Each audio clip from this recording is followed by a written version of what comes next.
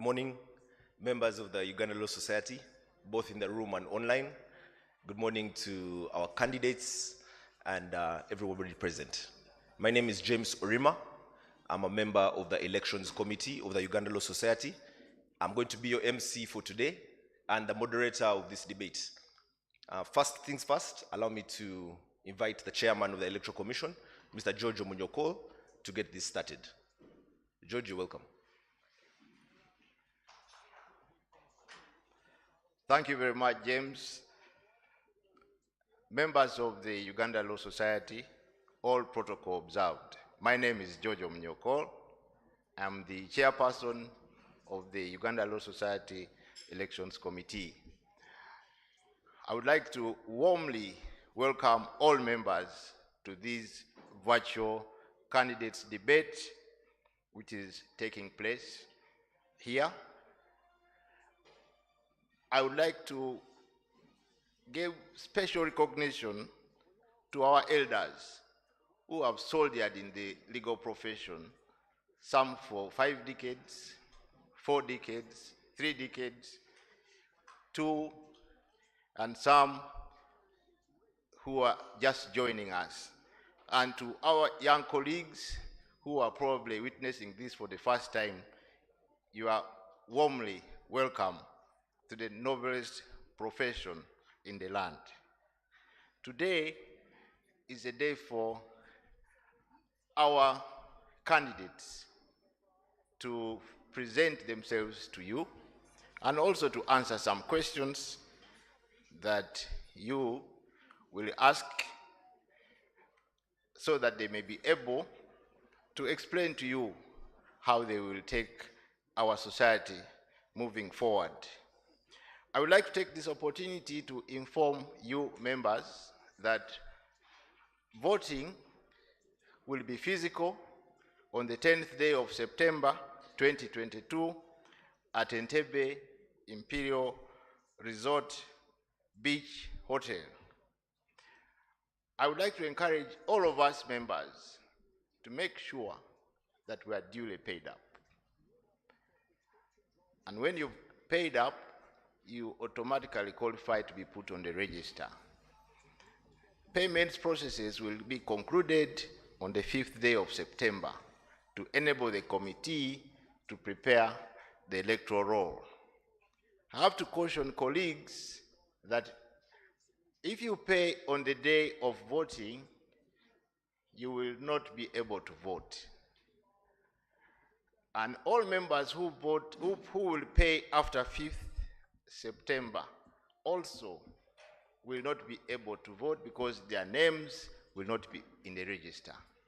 I therefore encourage all of us to use this opportunity to go and pay up so that you will enable us to continue volunteering for you in conducting these elections. With those few words, I would like to declare these proceedings open. Thank you very much.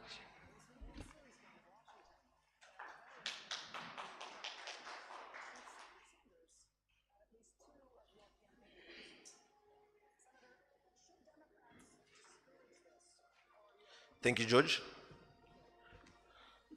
Today I am assisted by Robina Choshabire and Ivan Ojakol, who will also be part of the moderators. This is how we're going to run this.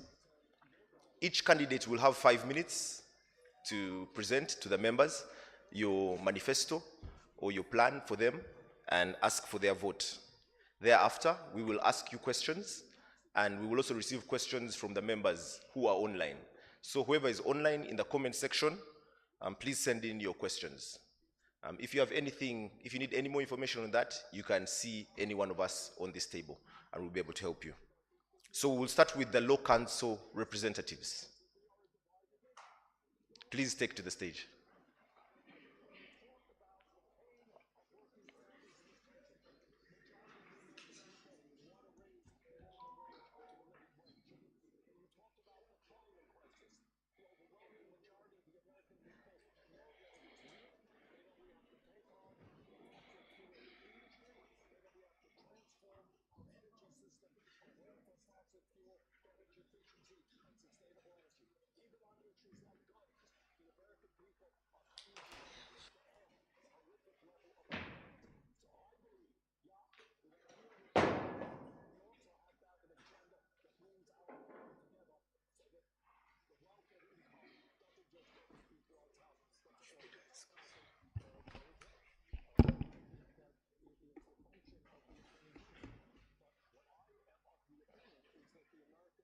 You will each have 5 minutes, and we can start with Kenneth. Good morning, everyone. My name is Kenneth Chipalu. I practice with KTA Advocates, and I am here to participate in this debate and to seek for your support as ULS representative to Law Council. I have shared my manifesto on the social media platforms, but very briefly, I stand for a progressive legal education and curriculum. I stand for affordable CLE trainings. I stand for equitable treatment of all the lawyers vis-a-vis the scholarship programs. I have been serving as the chairperson Young Lawyers Committee, and I am here to ask that you entrust me again in this role. Why do we need a progressive legal education? I have argued before that when you look at the current curriculum in our universities, we study the same things that were taught 20 years ago in spite of the progressiveness of our society. For example, it is without a doubt that tech is taking center stage in the lawyer's work. Unfortunately, when you look at the universities around us, tech law is not a core subject. I believe this is something that we need to interest ourselves in for the future of our profession and for posterity.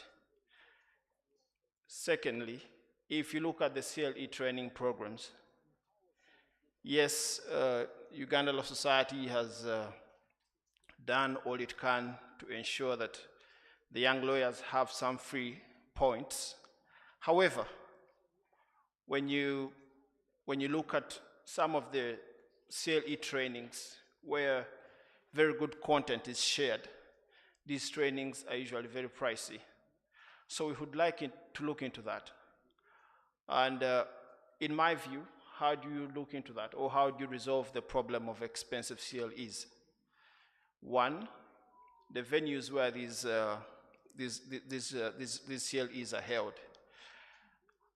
I have been privileged to organize a conference before, and I have noticed that what usually makes CLE programs expensive for the young lawyers is number one, the venue. If you're going to put a training at Mistil Hotel, or if you're going to put a training at Serena, it's certainly going to be more expensive. And what is the cheaper option? The cheaper option is that you have universities around us, you have facilities around us that we would so easily enter into a partnership with. For example, Makerere University has teaching facilities, Law Development Center has an auditorium. Is it possible for the ULS to enter into partnerships or working agreements with these institutions of learning such that they can provide us with subsidized venues? I am sure that if we do that, that will significantly reduce on the cost of CLEs. The second thing is on the scholarships. Scholarships, of course, they have been, we've seen recently even on the social media, where lawyers are complaining about inaccessibility to scholarships. The other thing they complain about is unfair treatment when dealing with these, when dealing with the applicants. And of course, the position of ULS representative to Law Council Committee on Legal Education and Training gives you a vantage point from which you can negotiate with the officers that handle these scholarships to ensure that all are treated fairly, to ensure that information is available to everybody. Most importantly, however, it's very vital that we enter into, because again, this ties into the point of CLEs as well, sponsors. If the events, if the programs, the training programs you're organizing do not merit any person to come on board as a sponsor, that will certainly make them very expensive for the participants. And of course, if you do not have relevant working agreements with the different people that can sponsor lawyers for programs abroad or for master's programs, then you'll have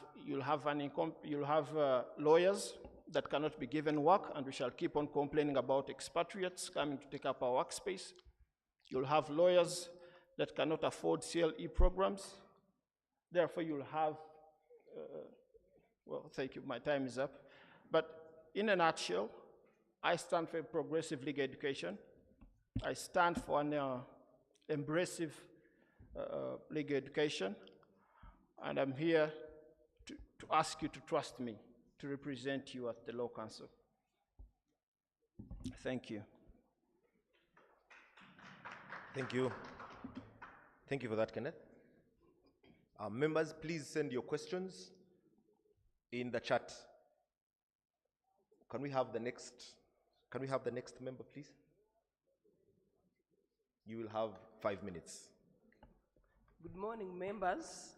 My name is Peruth Nshemerire. I am the managing partner of Nshemerire Regent Company Advocates. We are based in Entebbe. I've been practicing law for the last 15 years. I'm standing to represent the Uganda Law Society on the Law Council Committee on Legal Education and Training. This committee has two roles.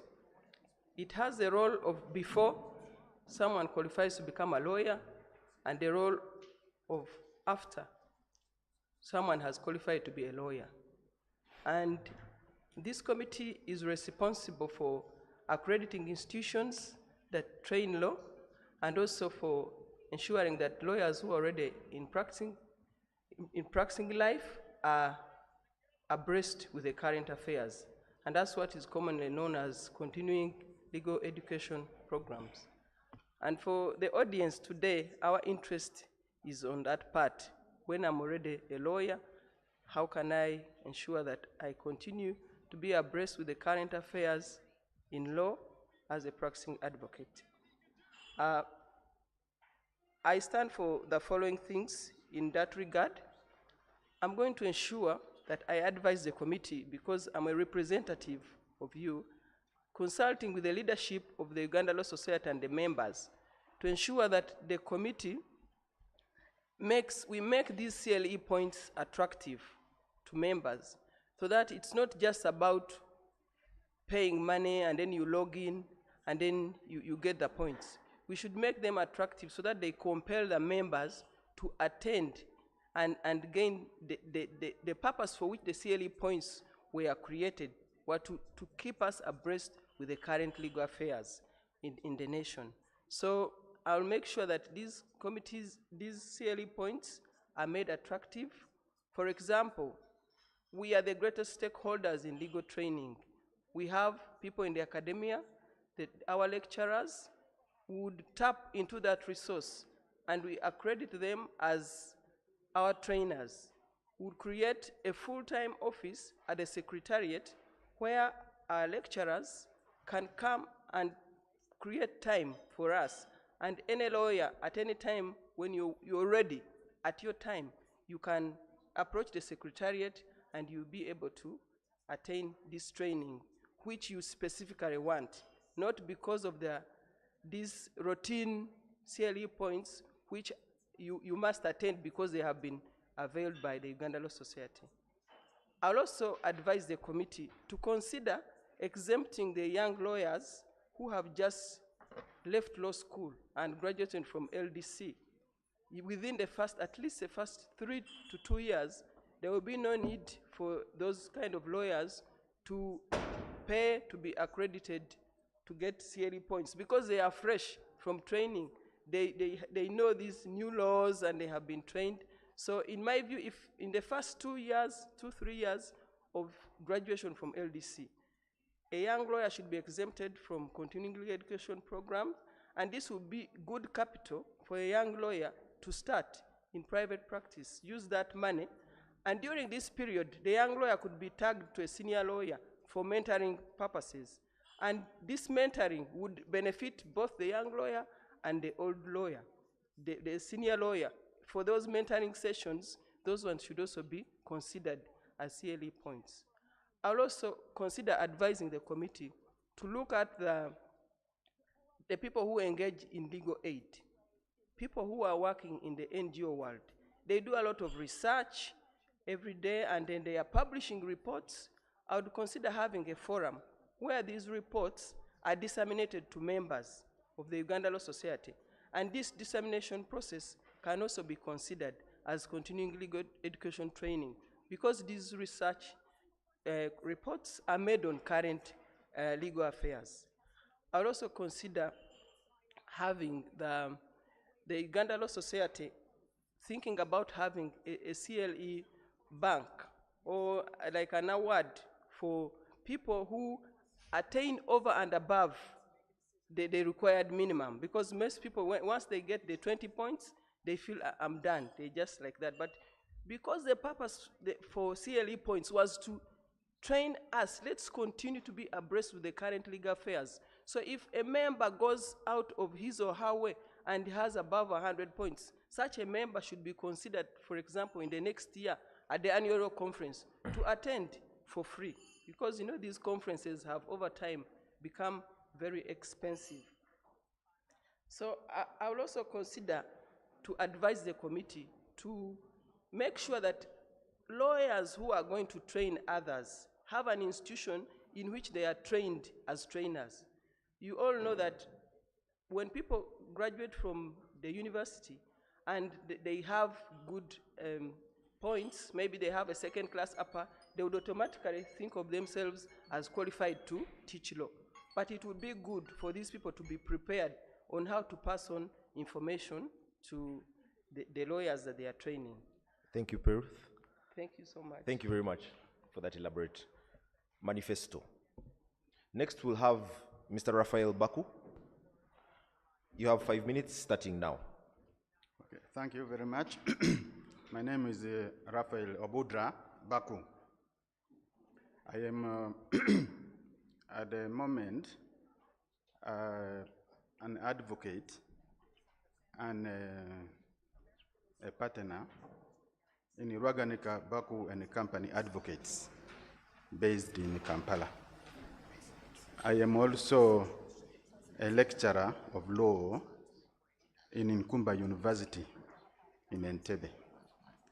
That is my current status, and I offered myself to contest for this position of representative of the Uganda Law Society to the Law Council Committee on Legal Education and Training because of my interest in training. At my age and experience, I think the best I can do for society is to participate in the training of lawyers. That is why, in the first place, I have taken up the challenge of being a lecturer of law, which I have done since the year 2019. I have also participated in the training of lawyers already during clerkship, when we accept some students to come and do their clerkship with us as a firm. And some of the lawyers I have supervised during clerkship have now become magistrates. Some of them have become advocates in legal practice.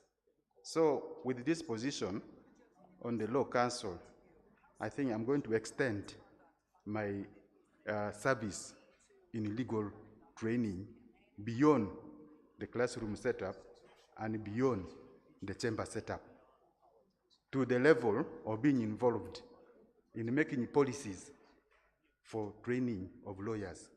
You know, training of lawyers has got 3 components. The first component is academic training in universities. I'm already doing that at a practical level, but I would like to extend it to a policy level so that my influence and impact can be beyond the law school of Nkumba University. The second component is the professional training, which is done either in the chambers through offering supervision for students on a clerkship, or what is done at the Law Development Center. That is a professional component of it.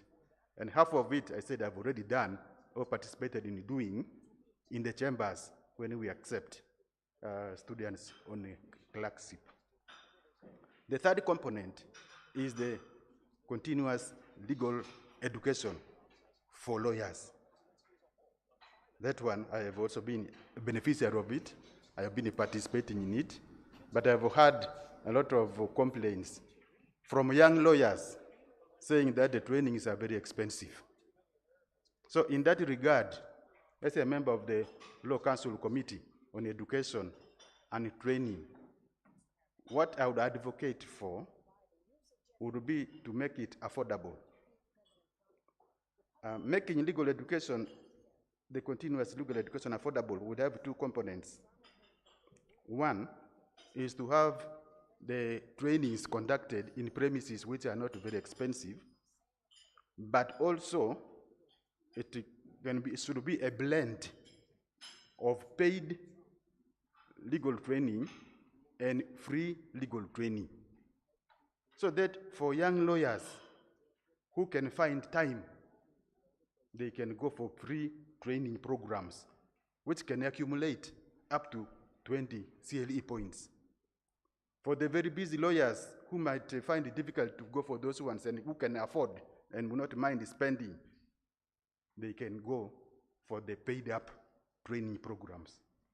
But the underlying fact of continuous legal education must be sustained, because that is how we keep abreast with legal practice.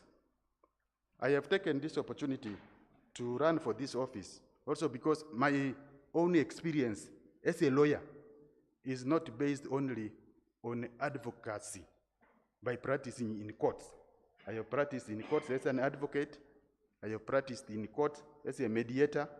I have practiced outside court in public services as Deputy Inspector General of Government, as a Member of Parliament, as Acting Inspector General of Government, as a corporation lawyer in the National Enterprise Corporation, as an officer, legal officer in a government department. So all of this experience, when I put it together, I think at the time I have, I can put it to the benefit of society in form of getting involved in the training of lawyers at a policy level, which is the concern of the Committee on Legal Education and Training.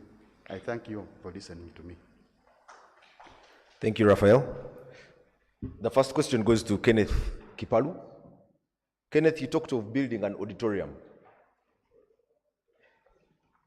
How will this be funded? No, I didn't. No, I didn't say we are going to build an auditorium. What I said was that there are facilities and institutions around us. You have universities, you have LDC, which has an auditorium. And I said, one of the ways in which you can make CLEs less expensive is by having partnerships with, let's say, for example, Makerere University, which has central teaching facilities, Olod Development Center, which has an auditorium. And then you can host the CLE events at these central teaching facilities or the auditorium of LDC. I believe that is much cheaper than hosting them at the hotels. And I said, that will improve on the participation of young lawyers. That way young lawyers will be able to, engage more and learn through these CLE events, which are usually, they do not participate because they're expensive. But that was just one of the ways in which the CLEs could be made less expensive. I didn't say that we were going to build an auditorium. Thank you, Kenneth. Yes. The next question goes to Peruth. You talked about exempting young lawyers from payments. I think that's correct. The question is here. So ULS has a funding problem. How are you going to balance between exempting payments from which ULS receives majority of its funding? Thank you very much for the question. I talked about advising the committee on exempting young lawyers who have just graduated from LDC from the requirement of continuing legal education, because the purpose of continuing education is to keep lawyers abreast with what is current in the legal field. And these young lawyers who have just finished LDC, they have just combed all these recent laws. So within those 2 years, they will still be current enough not to necessarily need the CLE points. But that said, CLE points should not be, in my view, the source of funding for Uganda Law Society, because the purpose for which that requirement was given is to train lawyers, let them not be stale, if I may use that word. They keep fresh. So tagging a price to CLE points defeats the purpose for which CLE points was created. That's why I said we need to make it more attractive so that it compels a member to go and train. That the member thinks now, I need to train in tech law, I need to train construction law, sports law. On your own evolution, you say, no, I require this. If there's a new constitutional judgment that has come out, Law Society can organize a dissemination meeting. Lawyers meet and discuss these current things. But tagging a price to CLE points is defeating the purpose for which the CLE were created, in my view. Thank you. Thank you for that, Peruth. A question has come in for Raphael. There is a perception that CLE is out of touch with the realities of practice, and that it is simply an avenue for making members contribute. How can CLE be made more relevant and attractive to members?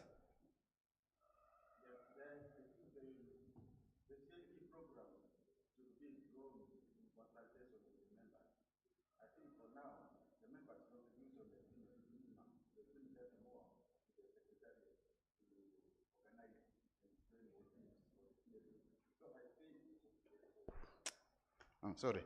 Let me rewind. The CLE programs should involve members in drawing them so that it is made relevant to the members. They should be responsive to the needs of the members. So the way to make it relevant is through creating the programs in a consultative manner with the participation and involvement of members, so that the members indicate areas of interest to them, and it is organized to respond to the needs of members. Okay, thank you. There's a question for Kenneth Chipalu.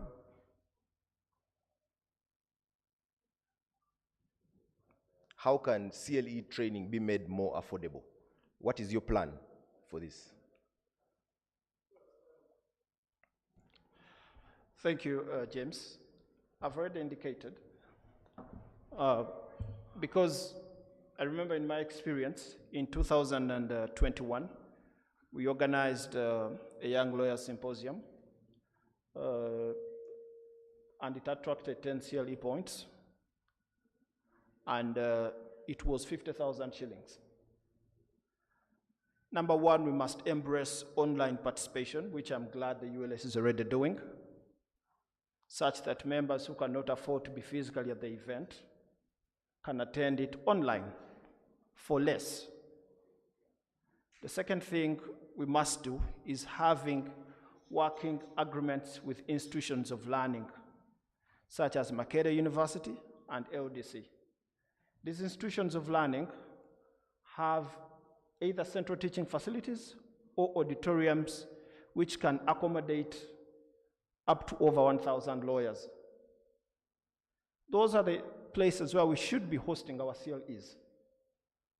We shall cut down on the hotel costs, and we shall improve on the participation of the young lawyers.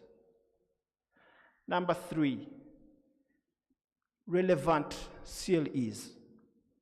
If you organize a CLE on tech, if you organize a CLE on, mezzanine financing or whatever, you will have sponsors on board. Once you bring sponsors on board for your CLE events, without a doubt, the price or the cost to be paid by the young lawyer or by any lawyer out there is certainly going to be lower. So those are the ways in which CLEs can be made less expensive, in my view. And those are the things that I am going to advocate for once I am in office.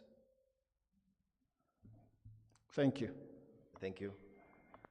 This question goes to Raphael. Can you please tell us which areas, very briefly, which areas need to be improved in CLE training? And how will you achieve this?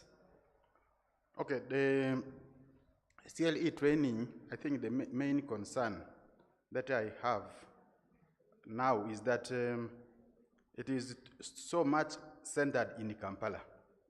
I think it should be decentralized as much as possible, so that up-country lawyers who are practicing up-country can have CLE programs brought to them, rather than for them to be expected to travel to Kampala to attend CLE programs. So I will advocate for decentralization of CLE programs as much as possible, so that we minimize the movement of lawyers crisscrossing the country because of CLE.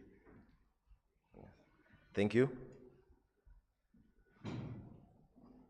And finally, this is to Peruth. Everybody, CLE, the tagline is tagging a price to CLE is defeating the purpose. Can you please briefly elaborate on that and how you will make sure that this is not as the way it is seen? Thank you for that question. My plan is to tap into the resource that we have as lawyers. We have lawyers in academia who are teaching in law school, and they are also practicing law. I would advocate for the creation of a CLE bureau, a specific office at the Uganda Law Society, which is full-time for CLEs. And these lecturers can come, be accredited as trainers, and provide time on a full-time basis, that when the lecturer is training the lawyers, he's also earning his CLE points, and the lawyers are also earning CLE points. We have lawyers, professors who go and do research, publish in journals. They could come and disseminate their information, their research findings. For example, recently, our lecturer, Faizo, was the best in the UK. Have we given him, for example, an opportunity to come and tell us the research he did at the commercial court? So that shouldn't be something which would be expensive. We tap into our resource. We are the lawyers. We should train ourselves. We have the judges, and we have ourselves. Let's tap into our resource. We use ourselves to attain the purpose for which CLE points were created, which is to keep us abreast with the current affairs, and not to tag a price to it, because everyone will just rush and pay. If it's an online pay, log in, you cannot even control whether this person has trained and actually gained the knowledge or not. What we want is people to have the knowledge and apply it and be able to solve practical problems for our society. We have lawyers who are in the NGO world, the godbars of this world. They have been researching on new things. Let them come and disseminate. They have NGOs which have funds. They can organize a venue, call lawyers, come and they disseminate their information and teach us. Let's tap into our own resource. Let's teach ourselves. We don't have to pay for that. Thank you, Peruth. So everybody will have 30 seconds to give one final parting shot. We can start with Raphael and work the stage that side. 30 seconds, please. Okay, thank you. I appeal to members of the Law Society to give me their vote to send me to the Committee on Legal Education and Training, because I think I'm the most suitable person for this office for this year, based on my experience, my knowledge, deepened knowledge in understanding of the law, because I also have a master's degree in law, and because of my interest in participation in legal training for the benefit of our society and for the benefit of the lawyers who are going to be trained under our different programs. So I believe I'm the most suitable person for this position, and I plead for your support to make me realize this dream of participating in formulating policies and supervision of legal education in Uganda. Thank you. Peruth, 30 seconds, please. Thank you. I appeal to all members to entrust me with this role of being your representative to the Uganda Law Society. As your leader, I'll influence positive change in that committee and be able to make sure that the resolutions that are made in the committee are implemented, that the standards of legal education in Uganda are not compromised. So count on me to effectively represent you. Come 10th September at Entebbe, please vote Peruth Nshemerire for the Law Council representative on legal education and training. Thank you.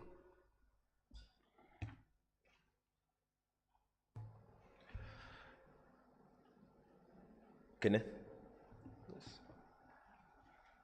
I ask you to entrust me with your vote as ULS representative to Law Council Committee on Legal Education and Training. I stand for progressive legal education and affordable CLEs. When you look at the composition of the Committee on Legal Education and Training, it's lacking in perspective of a person of my kind of experience. I ask you to entrust me with your vote such that I bring the young lawyer's perspective to the Committee on Legal Education and Training. Thank you. Thank you very much, and I wish you all the best. Members have heard, members will decide. Thank you.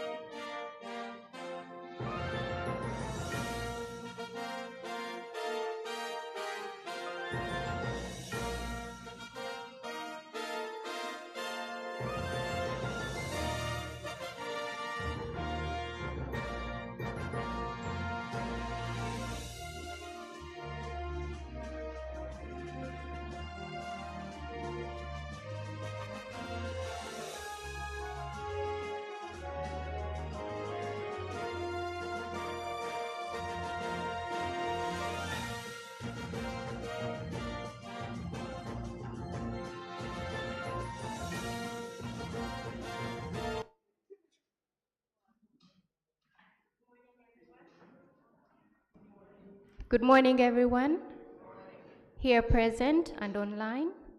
Let's have our council members, please.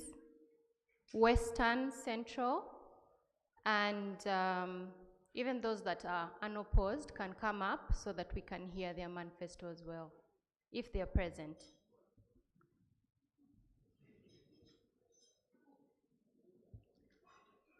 Please excuse me, I did not introduce myself.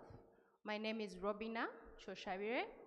I am the Vice Chair of the Elections Committee.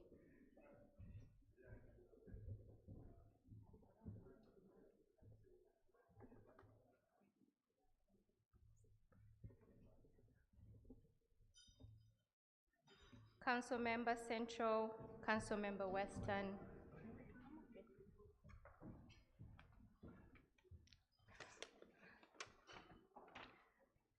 We will start with Council Member Central. We will have you introduce yourself, and then you have 5 minutes each to tell us what you intend to do with this office. Please go ahead, 5 minutes. So 5 minutes for everything, or?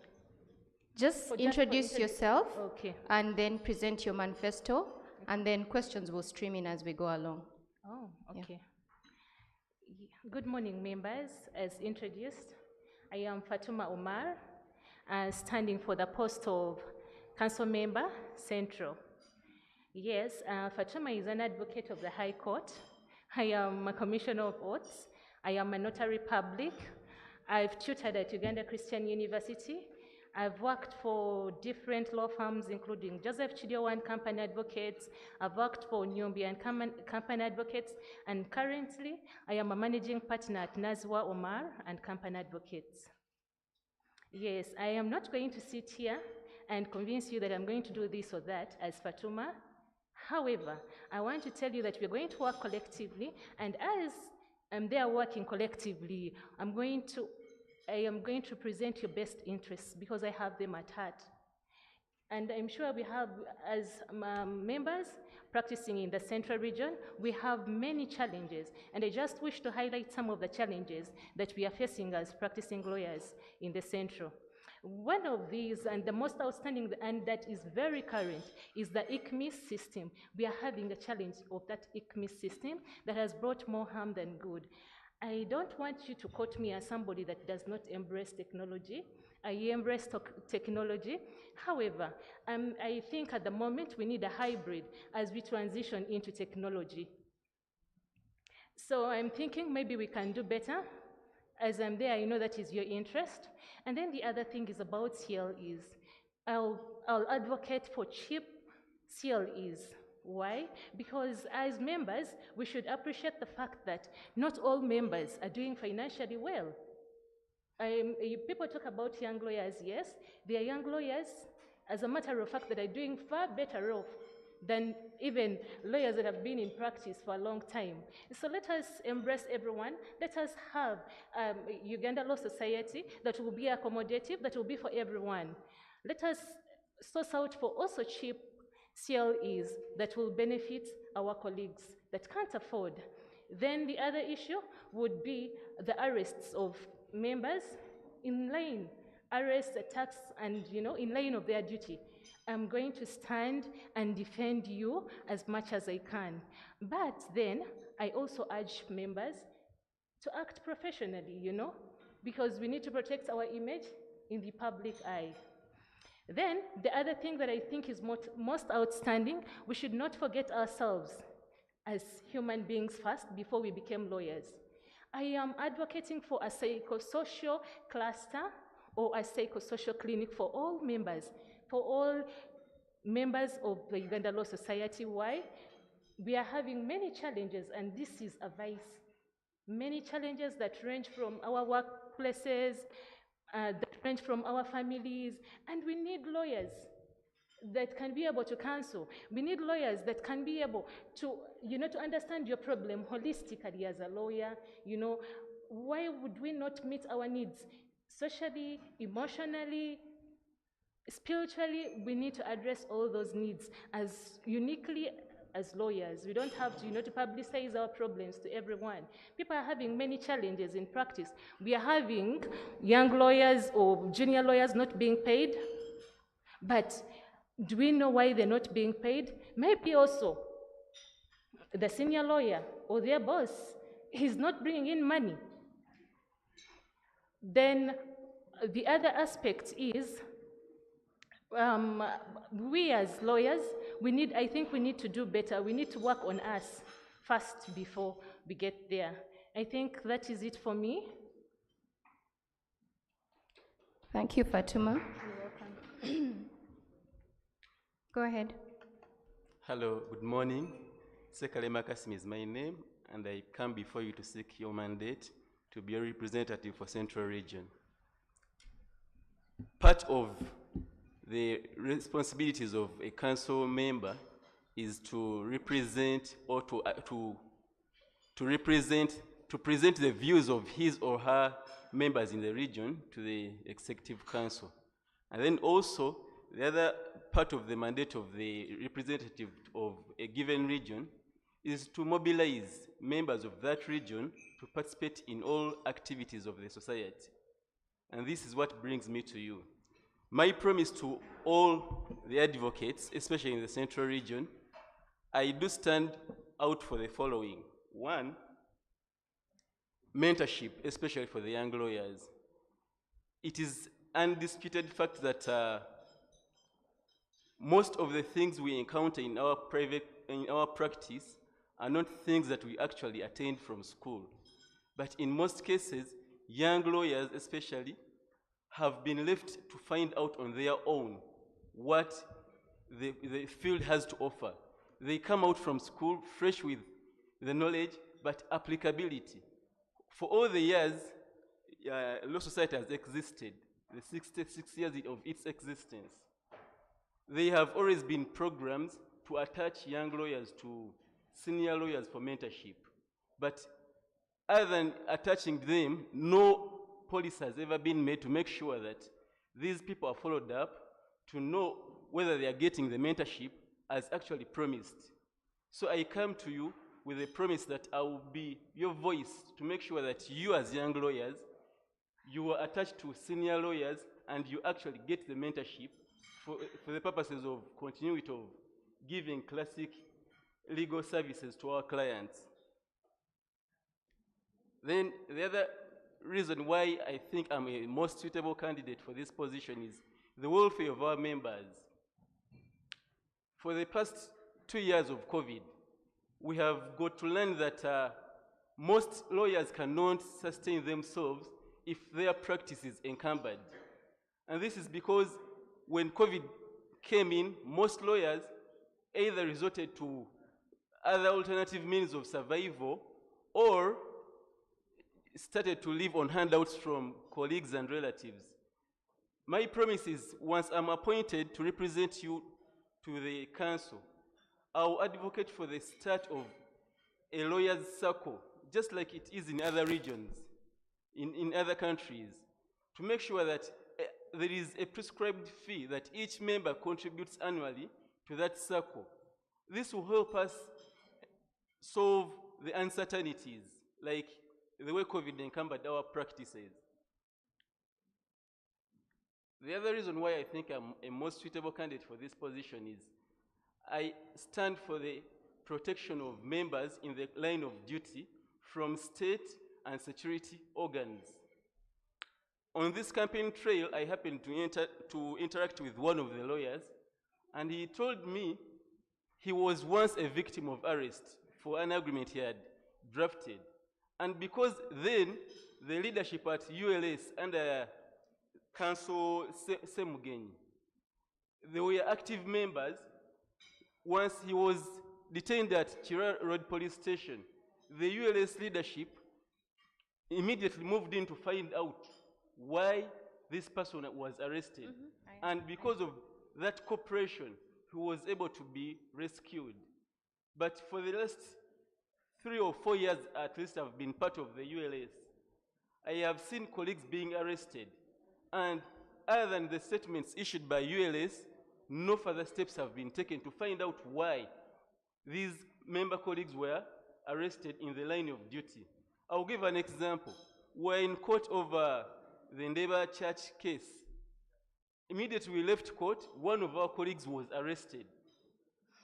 And ULS came up with its usual statements of so-and-so has been arrested, we condemn this, but no one took an initiative to find out why. Later it emerged that this lawyer was arrested because he was in custody of the title to the suit land, which he had on behalf of his client. Then, about the CLE point, I also agree with all the other candidates that it is part of the most pressing point to all lawyers.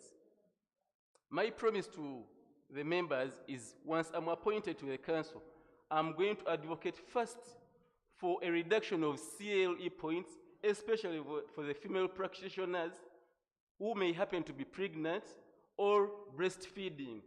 Because these CLE points... Mr. Sekalema, yes. Your time has run out. You have 10 seconds to conclude, please. Must be obliged. So about the CLE points, female lawyers who are breastfeeding or pregnant, they really find it so hard to keep moving to these different destinations to attend these activities, to attain the points. My promise to them is that I will advocate for a reduction of these CLE points for the particular year of their pregnancy, at least to 10 CLE points.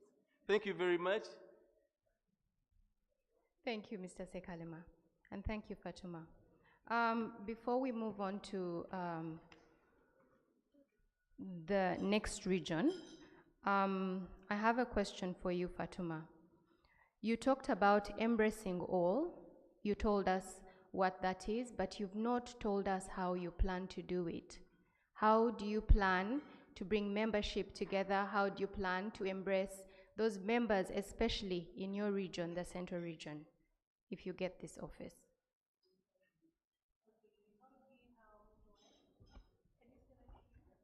Please tell us your plan. You pointed out that you want to embrace every member, the whole membership. But what is your plan? How do you intend to do it?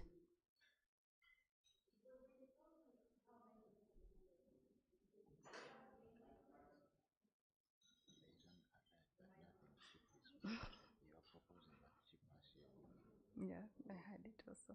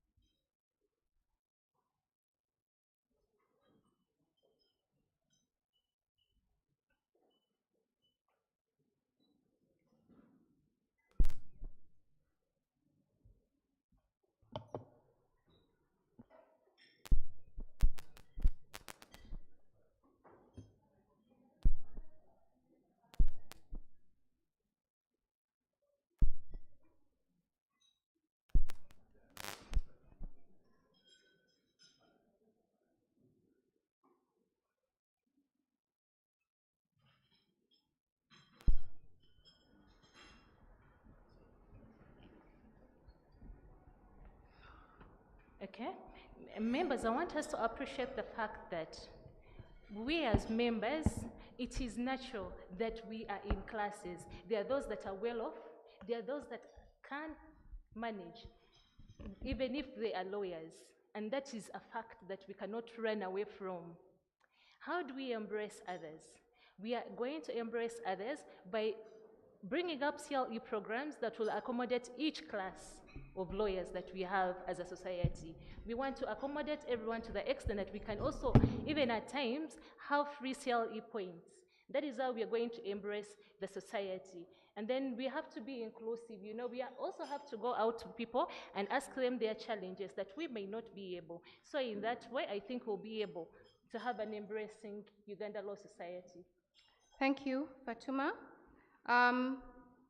Again, this question is to you.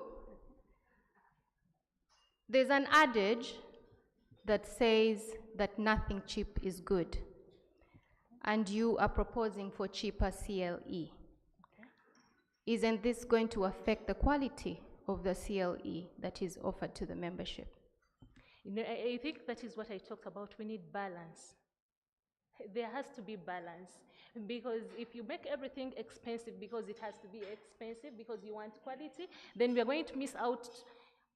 Other lawyers are going to miss out. Other members of the society are going to move out, are going to miss out. The reason I am saying we have to balance. Let's have all.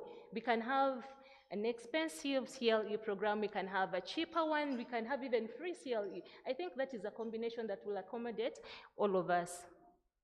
Okay, thank you for that. Mr. Sekalema, you are standing on the principles of membership, welfare, protection of members, reduction of CLE. How do you propose to implement all this? And to add to that, you are talking about safety and security for lawyers as they perform their duties. You have talked about what past officers have failed to do. Now, please tell us what you plan to do. Like our slogan goes, our members, our priority. I believe as leaders of the ULS, the first priority is to protect the interests of your members. There is no way the council would sit back when one of its members is arrested, regardless of the cause. The first thing is to reach out to these members. Know why are they in these troubles? Are they being persecuted because of performing their role as advocates, or they were in some dubious kind of transaction? So the first priority is us, the members.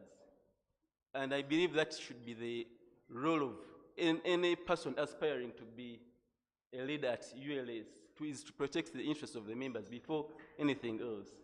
Then you also talk about how I intend to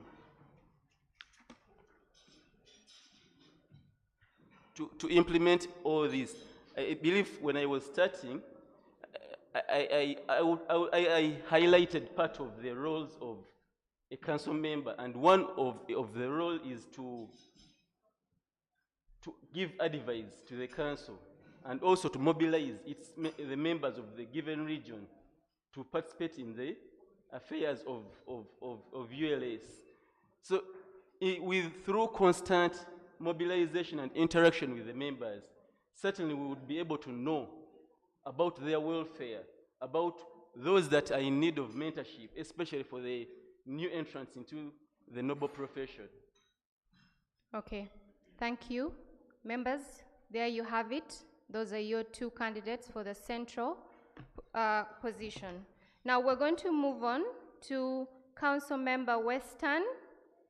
We are supposed to have two candidates for that position, but unfortunately, only one person has shown up this morning, and we will go ahead and allow him to introduce himself and also introduce his manifesto. Good morning, members. My name is Alan Musaside. I am a lawyer working with Katembeko and Company Advocates in Imbara. I am the managing partner. Katembeko and Company Advocates is the oldest law firm in the region. It has been in existence since 1979. I am a graduate of law from Makerere University, and I am completing my master's in public health from Bari University of Science and Technology. What inspires me to contest for this position is not per se my practice as an advocate in the region, but I have previously worked with the Uganda Law Society Legal Aid Project as the regional pro bono coordinator in that particular region, the Western region. While here, I have seen a missing link between the Members Association, that is ULS, at the Secretariat in Kampala, with the region, the members in the region, and this is what I seek to bridge. My pledge, or what I hope to present to members, is quite simple. It's in threefold. First, I want to bring these services of the society closer to the members.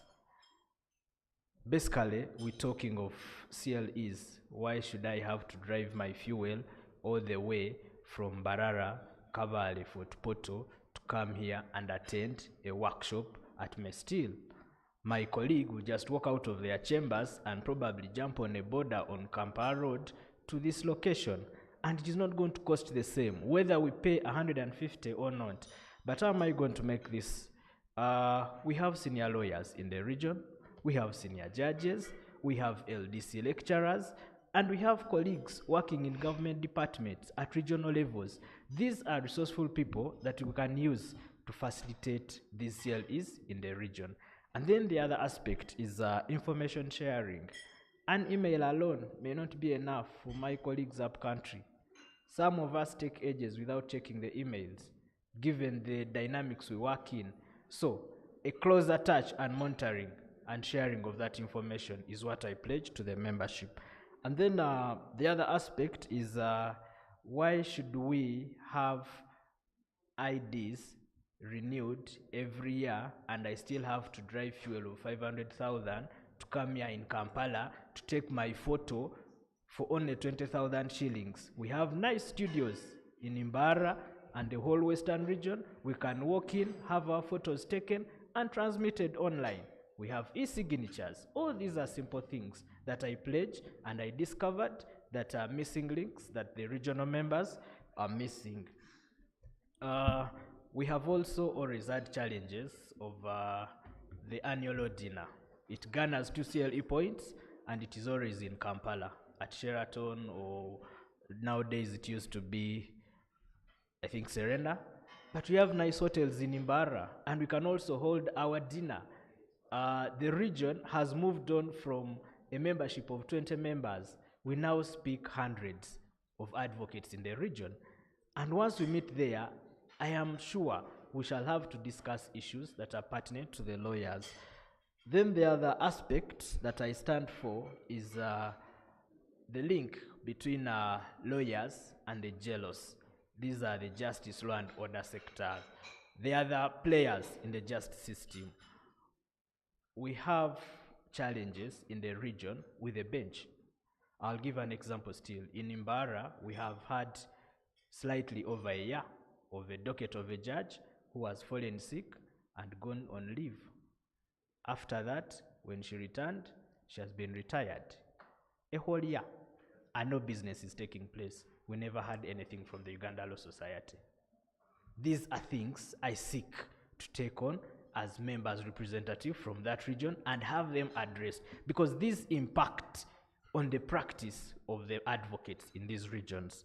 And then the other challenges are access to other offices. We have all had the issues of lands, but trust me, many of you who are not criminal practitioners, you will not know that a ULS ID may not suffice to allow you access your client in prison. Some of us who are Rotarians, the Rotary pin has served more purpose than the ULS ID. Hey, cancel, no, Rotarian, oh, please, come in. Because somebody is a Rotarian, is acknowledging you being a Rotarian, and actually doesn't even want your ULS ID. You present your ID and they're telling you, okay, you have your ID, now you go get us an introduction letter from your chambers. But my ULS ID should suffice. My chambers should come last. So, unless we bring these stakeholders on board and let them know that once somebody is an advocate, there's nothing else you need to require from them. That is how we are going to have brokers accessing prisons and lands, and ULS advocates or members will not have space to practice in. I'm sorry, but your time has run out.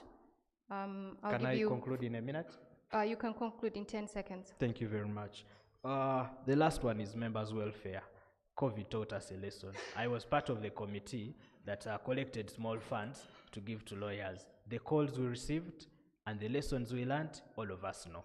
I'll not go into detail of that, but it is time. We cannot ignore the fact of how our members are faring. Thank you very much. Thank you so much, Alan. Members, my apologies. I am told that the second council member for the Western region is online, and if he's able to introduce himself and present his manifesto, let him go ahead at this time.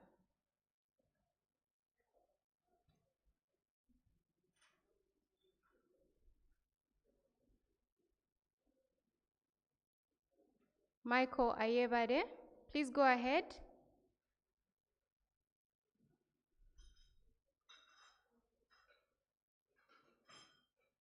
Are you saying he's not online now? Okay. Alan, we'll continue with you, and here is your first question. You have talked about renewal of ID, and you have talked about how it needs to be renewed every year. You have not proposed anything. Please propose for us as members. We would like to hear what you have in plan for that. Thank you. I think I really appreciate the question, but first of all, the IDs are not even renewed every year. That should be cleared. And then the proposal I put for anyone wanting to renew their ID is that it only requires my signature and photo. This can be scanned in Imbara, sent to whoever service provider is being appointed anywhere in the country, and I'll receive an ID. And then there's no way why we should not move on to electronically recognized IDs. But for the renewal and the costs that are implicated or are visited on the regional advocate, I pledge to see to it that we have a mechanism where we can probably scan all signatures of lawyers wanting to renew their IDs in Imbara and present them to the service provider. Thank you very much. Or even take the photos from the studios within the region.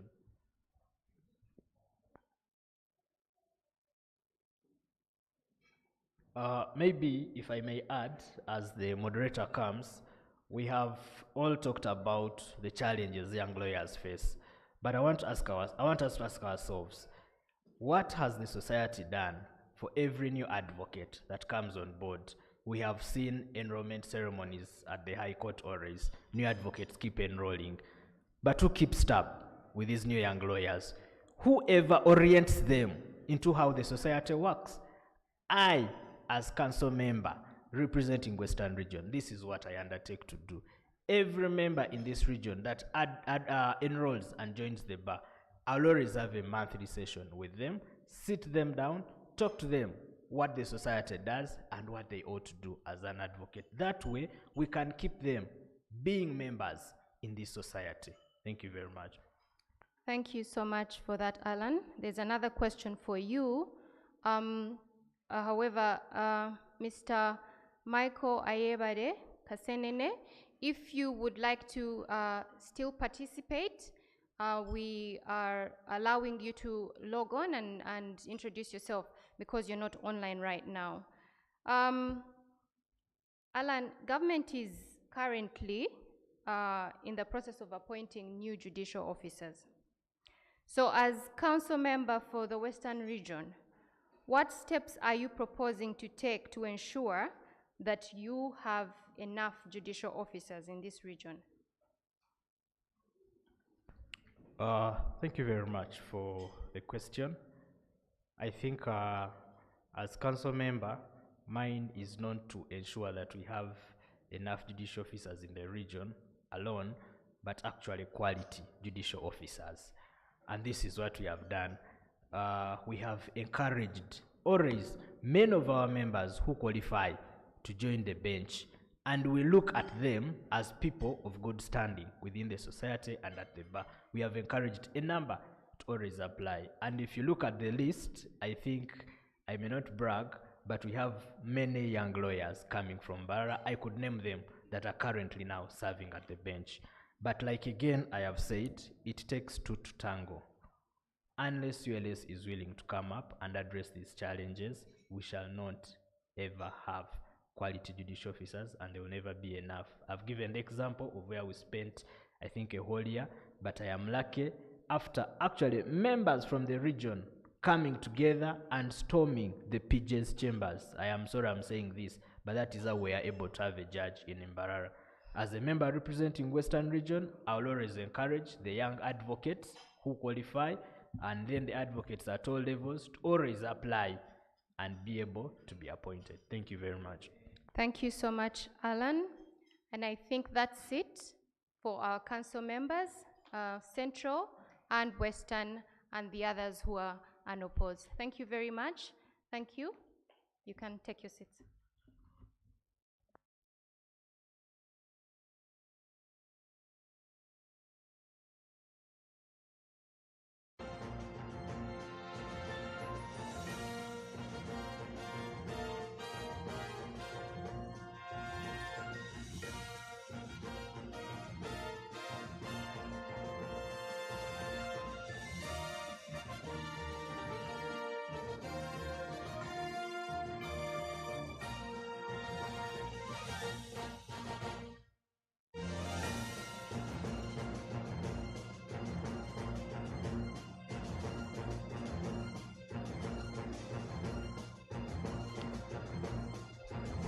Hello, at this moment,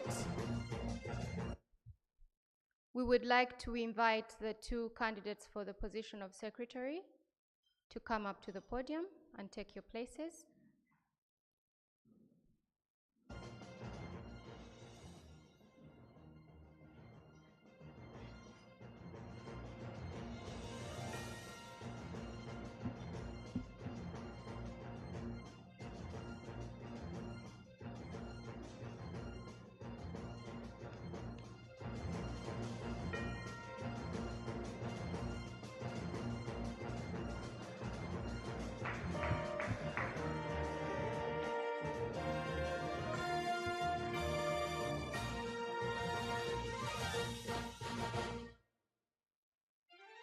Welcome, gentlemen.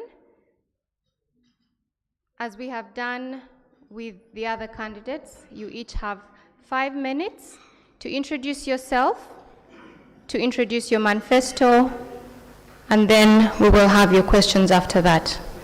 So, I don't know who wants to go first. Isiko Arthur?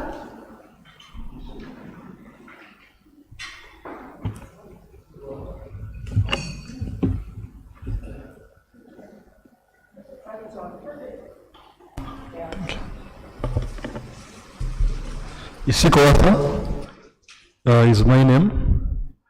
Good morning, members, and all protocol observed. I will begin talking about myself. Isiko Arthur is, of course, an enrolled advocate, managing partner at Kian Advocates. I'm basically here to seek for your support and vote. I'm standing for the position of Honorary Secretary of Uganda Law Society. The theme of my campaign is a proficient bar association, a vibrant and transparent association. As you all know, as you have all heard, our association is okay, but it's a bit lacking in terms of being vibrant.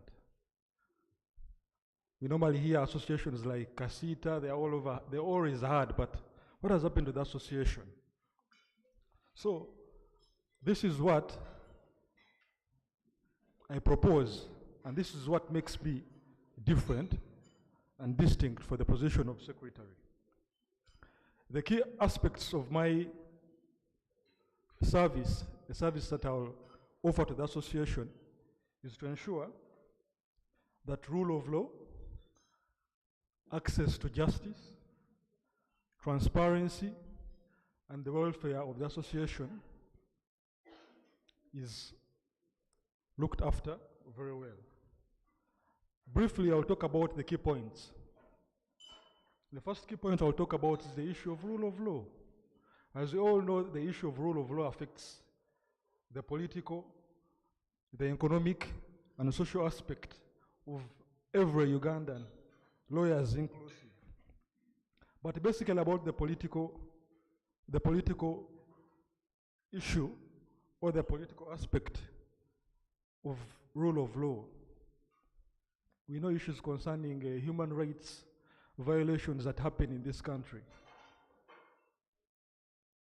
Issues or solutions that normally come from the society, especially these days, are statements. Honestly, a statement going out towards the violation of a human right, and nowadays the violations now come to the lawyers themselves, is not enough. A statement that is not addressed to anybody, that never gets the attention of the media, is something that members are now saying, we are no longer happy about the society. Members need to be happy of the society. So as a Siko, I'm offering myself to ensure that we come up with ways in which we can vigorously and actively fight for the issue of rule of law. Secondly, the issue that I'll talk about is the issue of access to justice. We have a situation nowadays where it takes 30 days. When you talk to senior counsels, they tell you, I've inherited a case that is even older than me. Imagine senior counsel saying even a case is older than me. So there is a challenge of people accessing justice at the end of the day. I'm happy nowadays the Chief Justice talked about the issue of judgments coming out after 6 months. This will not only help us, the advocates. I've moved around in what I've called the Great Trek. I've moved around to so many firms, and all of the issues they are saying, counsel, fine, we need, we are talking about circles, we are talking about reducing the subscription fee, but there are things that are taking away our money. In our endeavor to ensure access to justice, we travel to a courts of law and only to be told that the judicial officer or the particular person who is in charge of handling that file is not around or will not be coming that particular day. And you have invested not less than 500,000 Uganda shillings to go to that particular place. So that is constraining us as the advocates. It is really constraining us as the advocates, and we really need to bring that on board. So as given the mandate of Secretary, I'll ensure that this area, in consultation and in liaison with the different stakeholders, it is brought on board. Due to time, I'll go to the issue of transparency. Fellow members, the position of Secretary is a position that has duties, roles, and responsibilities. Given the roles and responsibilities that are provided under the regulations, I will ensure, because this is within my mandate. And one of the key aspects of Secretary is transparency. Why should lawyers get to know particular aspects? Key aspects where even a decision or an opinion of a lawyer is needed on the last day. For example, the AGM, or a few days before, and you're sending technical... You need to be concluding. Your time has run out. So basically, the issue of transparency is an issue that, as Secretary, I'll ensure that aspects in the society are brought to the attention of the members on a timely manner, and if there is need for consultation, if there is need for advice from such members, then we can duly get it on time. Thank you so much. Thank you so much, Arthur. We'll have our next council member. Sorry, Secretary. Go ahead. Good morning, land friends. First of all, I want to thank the Electoral Commission for organizing this debate. For sure, it is helpful.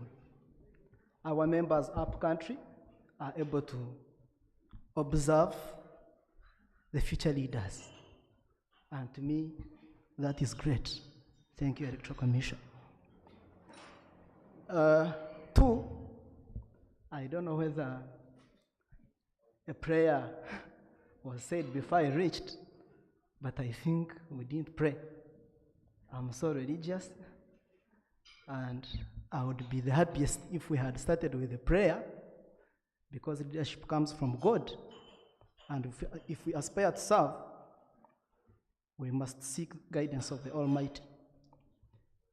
Well, Isaac Atkunda, I'm the managing partner of Credo Advocates, and I'm contesting for the position of Honorary Secretary General of Uganda Law Society. Most of the members know me, but for those who do not know me, I've not chosen to contest because it's time for elections. No. I've been actively involved in affairs of the society. I am very passionate about members' welfare, and throughout COVID-19 lockdown, I demonstrated this. We mobilized funds to support members who were in need. We lost members. I mobilized funds to make sure that they have a decent send-off. And even recently I did it. And I do not know any of those members. So I'm passionate about the affairs of the society, and I'm passionate about members. Why I chose to contest for this position is because I feel I'm so qualified for it. I am a Secretary General of investment clubs. I am a business proprietor, Hyperforex Bureau, and I have been a lecturer at KIU. I have enough experience for this position, and I guarantee you that if elected Secretary General, I will do my part. I'm so passionate about members' welfare, and one of the reasons maybe the society hasn't been paying attention to it has been because of our ULS Act.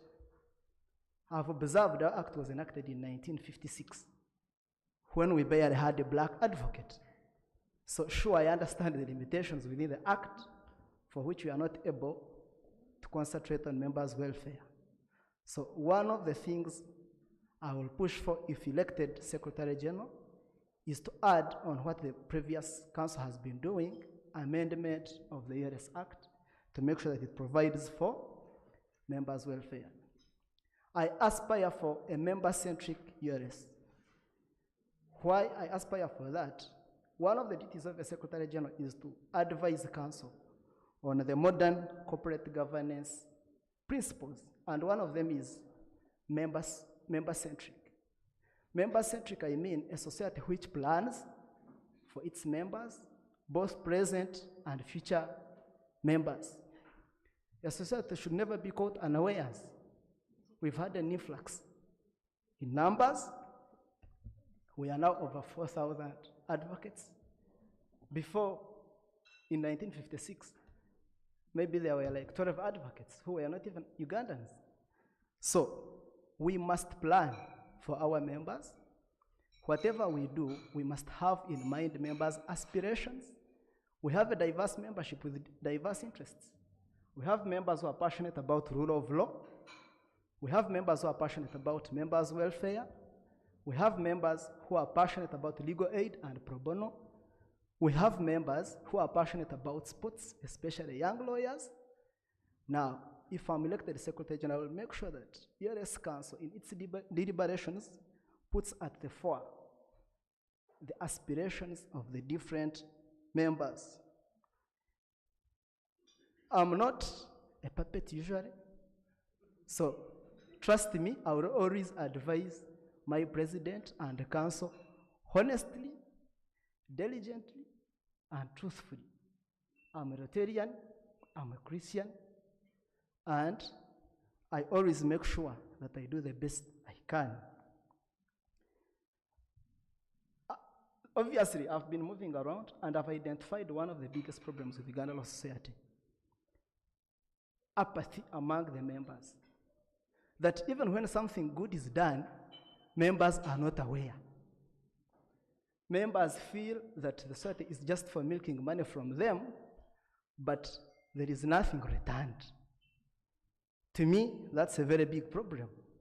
So before we even talk about rule of law, before we talk about pro bono, are the members willing to unite, stand together, and create a strong society which is capable of advocating for rule of law, advocating for justice? For sure, in any country where the bar association is weak, aspects like rule of law will definitely go down. And in Uganda, probably we may be experiencing the same issue. I've seen lawyers saying that we usually write weak letters as a society. The letters are not weak, but it's because the public thinks ULS is weak. Now, as members, we must come together, unite, and ensure that we create a strong society capable of defending the rule of law.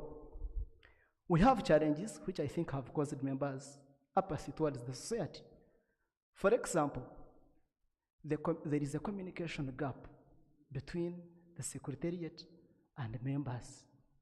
Of recent, I visited senior advocates who are saying that they have a lot to share with the society, but they do not know how to do it. Actually, they are proposing that the new council should consider creating a senior lawyers committee so that their voice is heard. There is a gap between young lawyers and senior lawyers.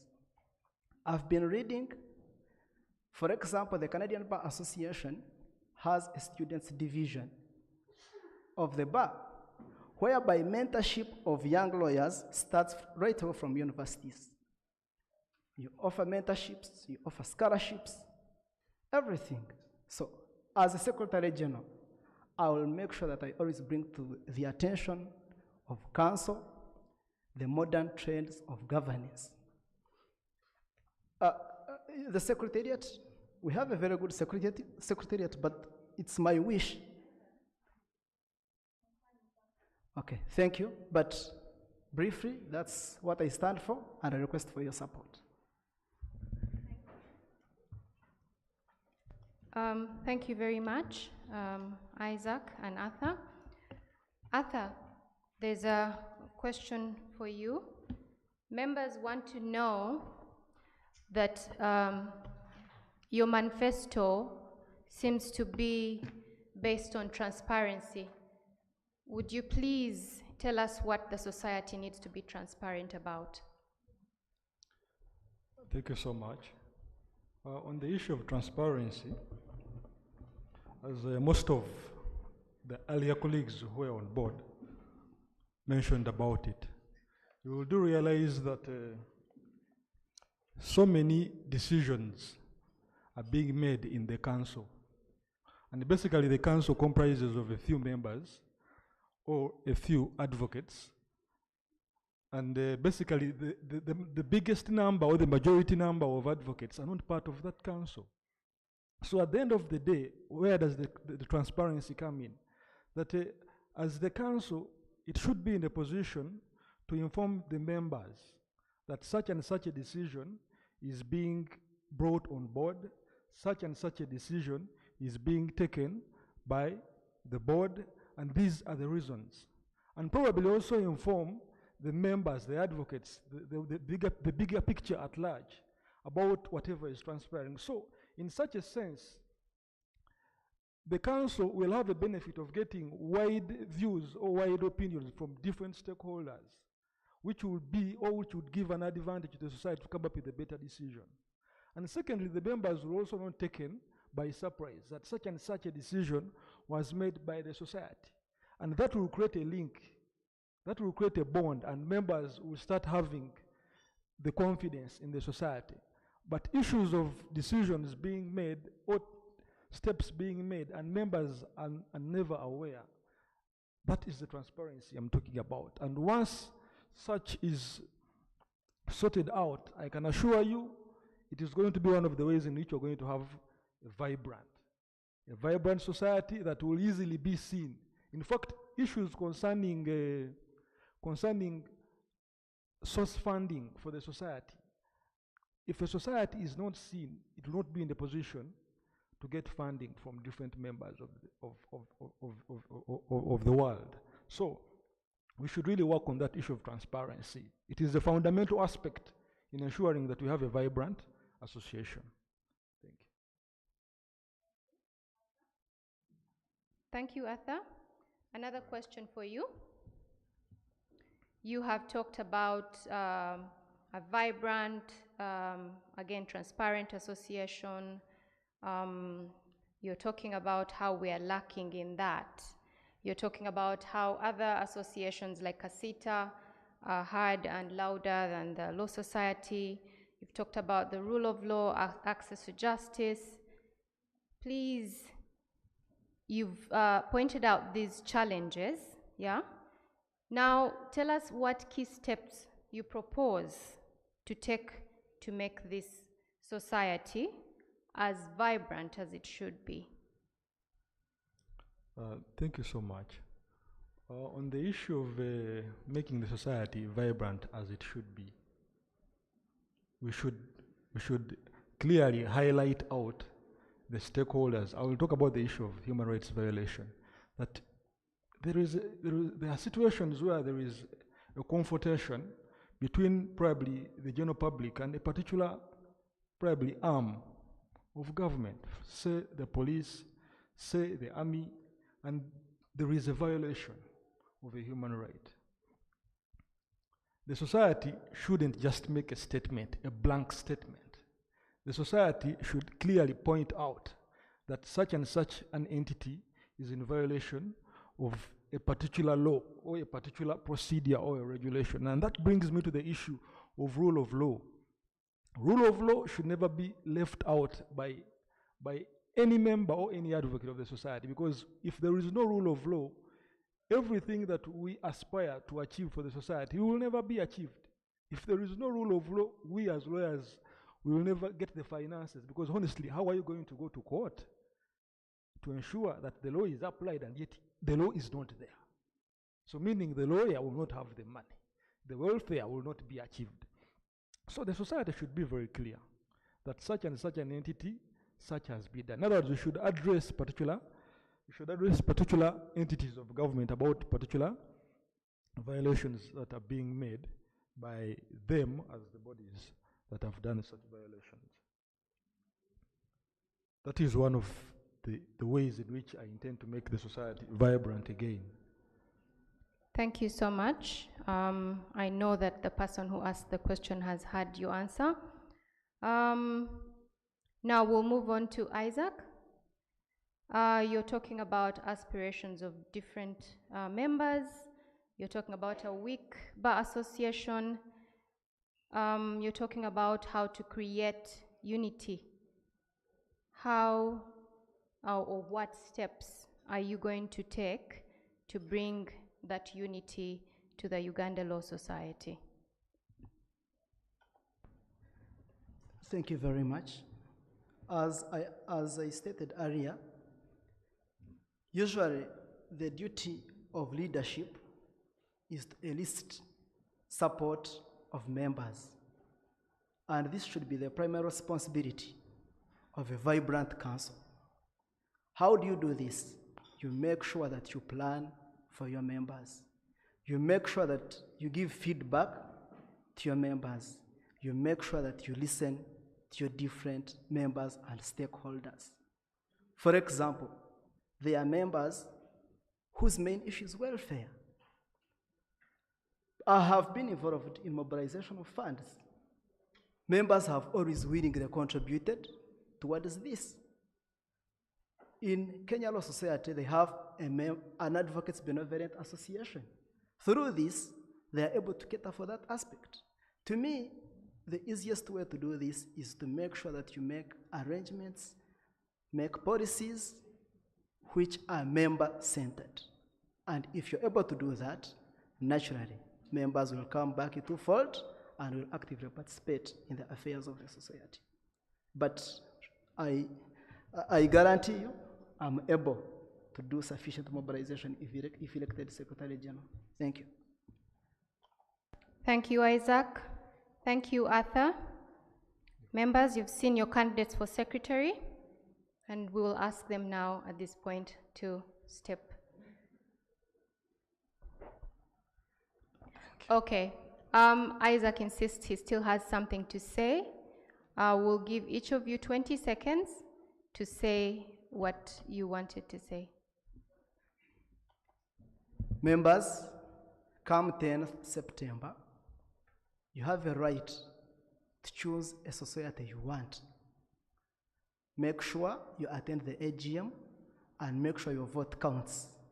Elect leaders who will aspire for a law society we all dream of.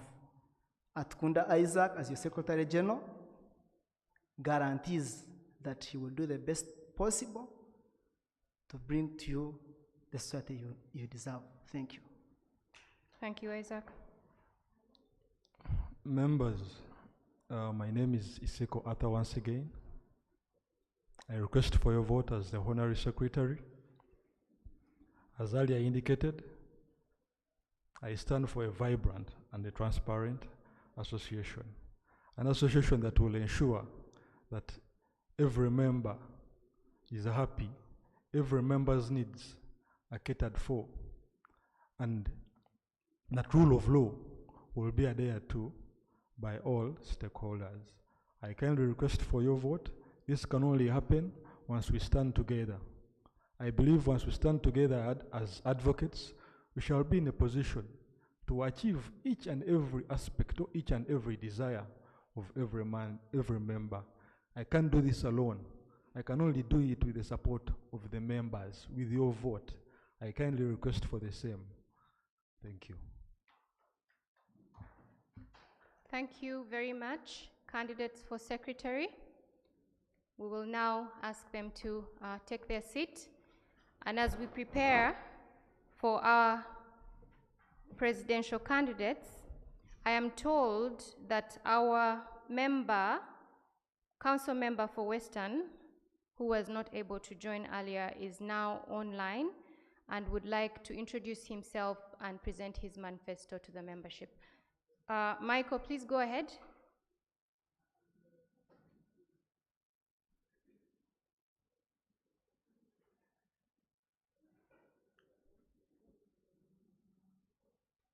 Is he online? Okay.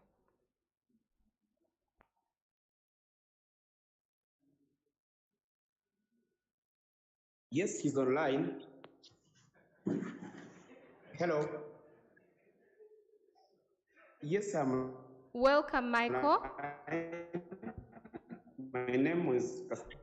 Thank you very much. What you're going to do? I didn't manage to make it. Yes. Please introduce yourself briefly and present your manifesto. You have 5 minutes to do it, but because of the constraint of time and because we are moving into another aspect of this exercise right now, we'll give you the 5 minutes, but we may not be able to ask you any questions. So go ahead and introduce yourself and your manifesto. Thank you very much, the moderator. My name is Michael Ayewale Kasenene. I practice with Kasenene and Company Advocates as the managing partner. I'm stationed in Bushenyi, main chambers. We have another office at near Masenge building, in Kampala, Mengo. I stand on this post as a representative or member of the Council for the Western Region. My aspirations for this society is that I need to address the bottlenecks we are facing as mostly advocates based up country, outside Kampala. Most times we have had challenges in our practice. May begin with the Law Council inspectors. As we all know, as advocates, our PC practice certificates expire with the calendar year. Much as we are given an allowance of 2 months, that is January and February, before we can renew our PCs. At times, the inspectors have come to this region, our region, in beyond February. That is March and April.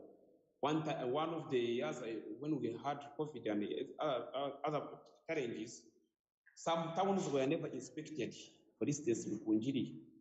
I stand to have this corrected in a way that we ensure that the inspection by law council inspectors when they're inspecting our chambers is done at the end of every calendar year, so that by January each of us is able to renew their PCs and do business. As we all know, that affects business too much because once you appear before court without a PC and time has expired, legally you are not entitled to costs. And as advocates, we stand for that. Secondly, police. As you all know, police belongs to our family as JEROS, where our advocates, judicial officers, and other prisons and other stakeholders belong. However, we have had challenges with police officers. Police officers, where you reach, your client has called you from police, but you find yourself that you cannot assist your clients simply because they do not give you any attention at all.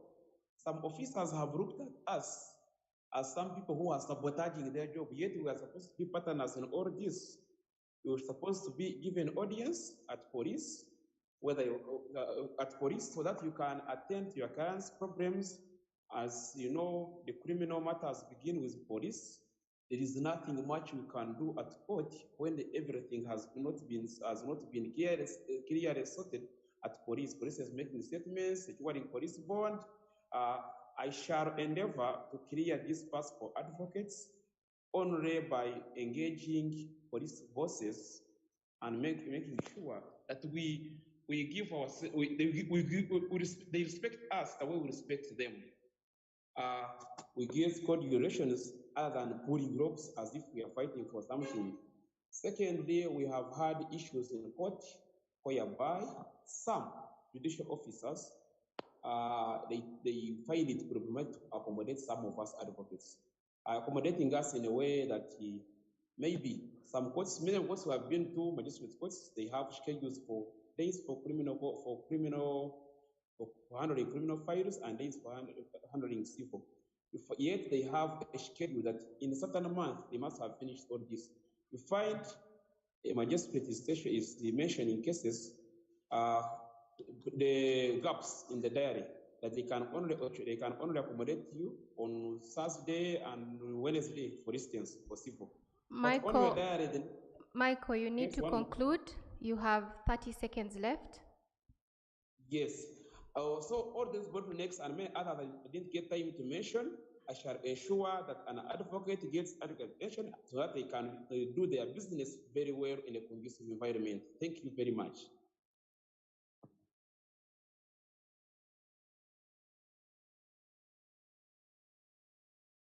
Thank you. Thank you very much. What Michael Kasenene, my apologies for not being present registered. Thank you. Thank you very much, Michael. I will now hand over to James.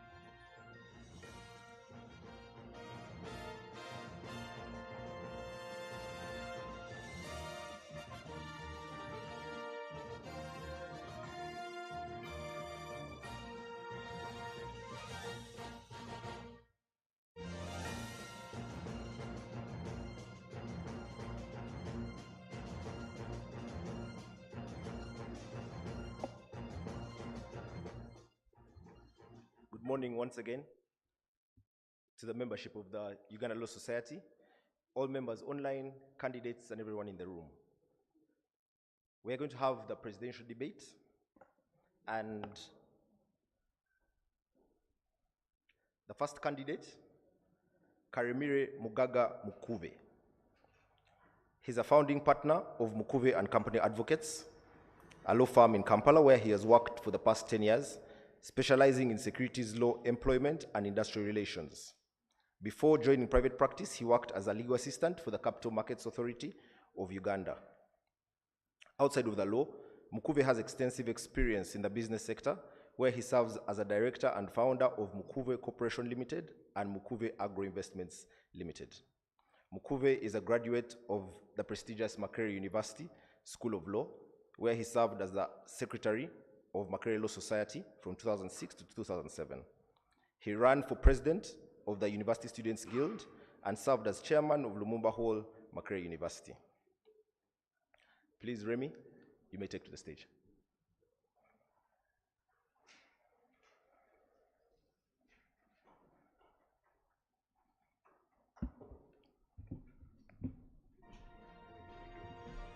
You can sit anywhere.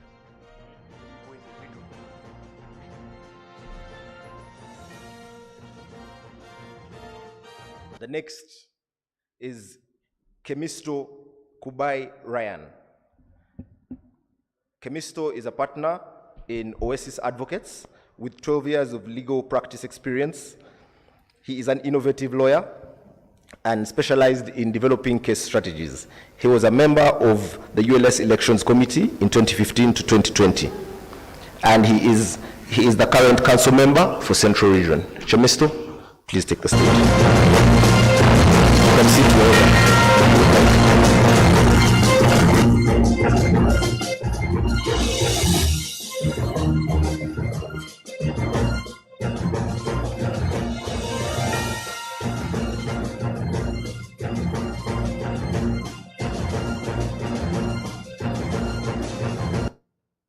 The next candidate is Bernard Oundo.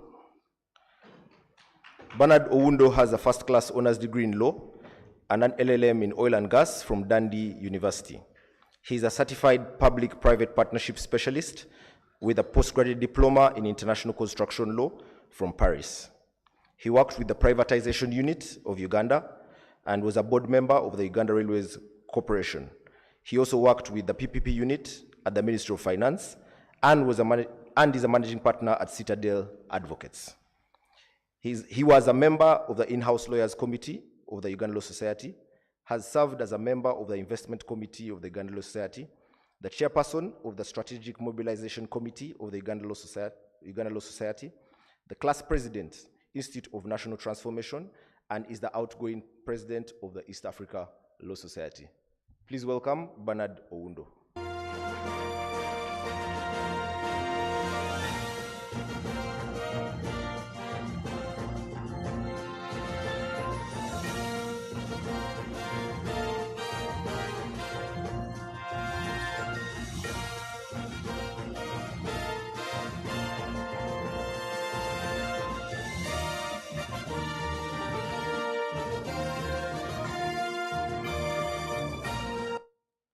The next is Ms. Diana Anguish. Diana is an advocate and the managing partner of Moriah Advocates. She's currently serving as the vice president of Uganda Law Society, in which capacity she provides strategic oversight for the legal aid and pro bono arm of the society. She also served as the Young Lawyers chairperson. As the chair of the Young Lawyers, she launched the Young Lawyers Symposium and the Young Lawyers Mentorship Program, from which many young lawyers have benefited. As vice president, she has achieved many things, among which include launching the Legal Aid Basket Fund, obtaining a grant of $70,000 for the organization, for the Uganda Law Society, and increased the number of pro bono lawyers from 1,830 to 2,500 as of 2022. She has also increased duty counsel from 34 to 68. Diana Anguish, please take the stage.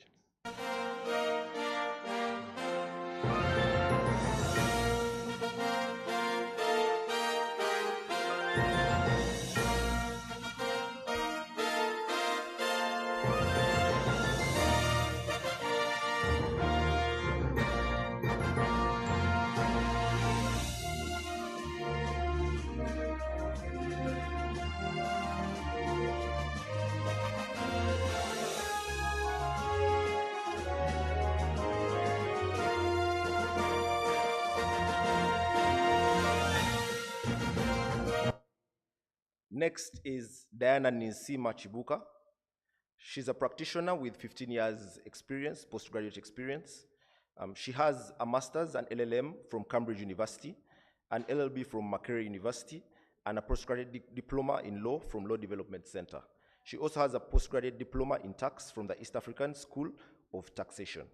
She's currently a partner at Mukumbia Musoke Advocates. She's very active in the business sector, where she established the business BNI International, which is a business community of 200 plus business people.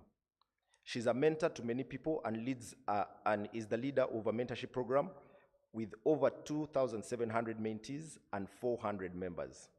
She's a Commonwealth Scholar, a top 40, under 40 member of 2018. She has received the CEO's Award in the BNI as an emerging leader and is recognized in the IFLR 100 and Chambers and Global as a recognized lawyer. Please welcome Diana Nisima Chibuka.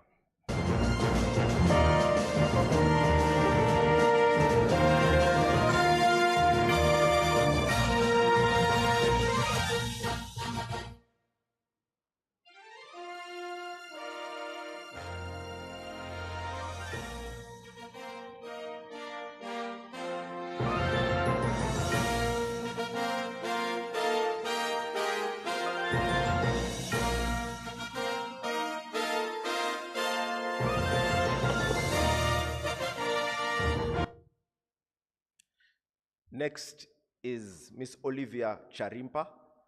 She's a litigator and arbitrator and a partner with Legalmark Advocates. She was the Corporate Lawyer of the Year 2021 and is a lecturer at LDC, where she lectures trial advocacy. She's the head of training and accreditation at the International Center for Arbitration and Mediation in Kampala. She's a member of the Industrial Court Users Committee and a team leader of the Industrial Court Rules Committee. She's a treasurer of the Chartered Institute of Arbitrators of the Ugandan chapter and a member of the ADR Committee of the Uganda Law Society. She's not alien to the ULS and has served in various capacities, a few of which was the chairperson of the annual conference for 2 years, 2021 and 2022, chairperson of the arbitration cluster, trial advocacy trainer with the ULS and Justice Advocacy Africa and Justice Advocacy Uganda since 2014. She's part of the team that represented the ULS Labor Law Cluster to represent ULS's views on the then Labor Disputes Arbitration and Settlement Amendment Bill. She moderated the Civil Division Bar Bench Forum in 2021. She's part of the faculty and head training and accreditation at ICAMEC, which trains ULS members in alternative dispute resolution. She is a member of the organizing committee of ULS at 60. Please, Olivia, please take to the stage.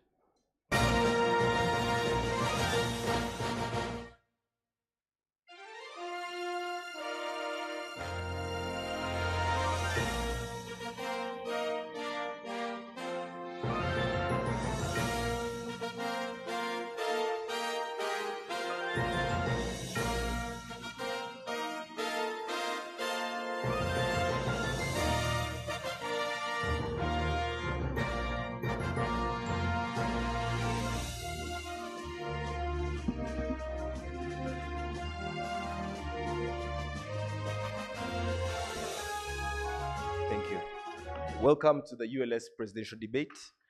These are the rules of engagement. You will each have 7 minutes, 2 minutes to introduce yourself, 5 minutes to talk about your manifesto and sell yourself to the members. How you apportion that time is up to you, but you each have 7 minutes for the introduction. I would advise you to speak into the microphone because majority of members are online, so speak directly into the microphone so you can be heard audibly. So you can be audible. We'll start with Diana and work this way backwards. So thank you, Diana. The floor is yours. Thank you. Yes. Thank you very, very much. And good morning to everybody watching, and good morning to the members in the room. My name is Diana Ninsi Machibuka. I'm married and a mother of 2 sons. This is important because I am passionate about creating change in our community And as a result of that, I have been involved in transforming the business community through creating a business organization through which business owners, male and female, have been able to grow their businesses. I am also very intentional about working and empowering community across the board, and as a result of that, I have led a mentorship program which has grown and mentored over 2,700 women and girls from different regions of this country and different socioeconomic spheres. And I have also been able to lead over 400 volunteers in this space. The other thing about me is that I'm one of 10 siblings, and this is important because it taught me the power of diversity. Each of us 10 siblings are diverse in our talents, in our unique strengths, but also the number 10 has given us strength because we are able to rally together in good times and bad. Now, why am I standing for you, President of Uganda Law Society? What is important for me is that our society is diverse. We have members from the academia, we have members from the judiciary, from the government, we have members in private legal practice, and members in private sector in various capacities. What is critical is that all these members contribute great strength by virtue of their diversity, and these numbers are what make us a strong bar. I believe that Uganda Law Society is a strong organization, a strong members association, because of the diversity of its members and because of our numbers. We're over 4,000 members. So what is my manifesto? Critical is that we have four strategic objectives as Uganda Law Society. And my manifesto fits within those strategic objectives. My first critical item is on building a strong secretariat. And this is our mandate to ensure that Uganda Law Society is developing its institutional capacity. Our society has grown, as you're aware. We have over 4,000 members now, and we need capacity on the ground to be able to deliver services and to be able to support its membership. But we also need capacity to be able to deliver on our holistic mandate. We need institutional capacity to be able to deliver on our holistic mandate.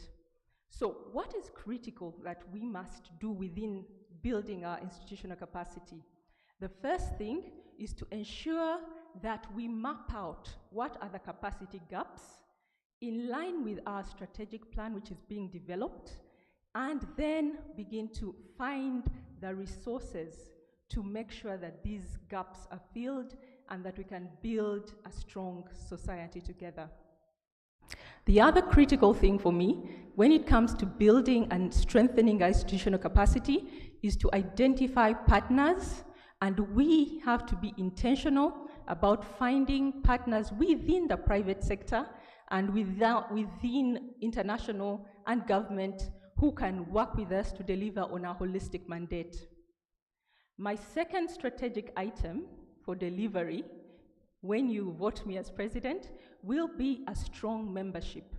And this is in line with our critical mandate as a society to ensure that we are developing members' competence in the legal profession. Now, for me, this means two things.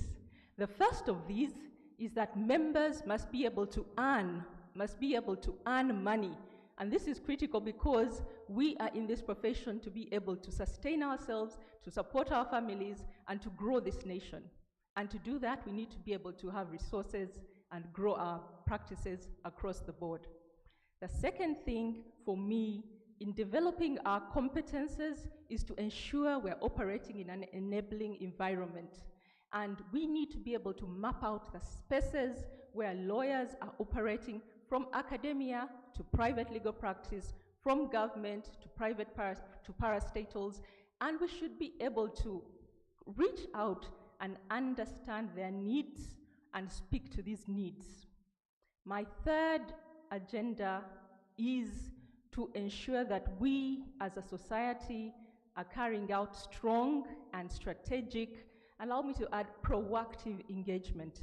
And this is in line with our third and fourth mandate. Third mandate is to ensure access to justice for all vulnerable and indigent people, and it falls upon all of us to ensure that we do this. In that mandate, critical is finding the right partners, and I think government is one of those partners. With a new legal aid bill, ULS should be a strategic partner to deliver legal aid services across the country. ULS should be able to promote its members as critical frontline players in delivering access and delivering justice to indigent people across the region. The second aspect of our mandate is to uphold the rule of law and protect human rights. And here, what I want to emphasize to lawyers across the board, from government to private practice, is that we already are called to do this in our daily practice. For officers in the First Parliamentary Council, daily you're upholding the rule of law by ensuring that the laws being created, the laws being passed are constitutional and are enforceable.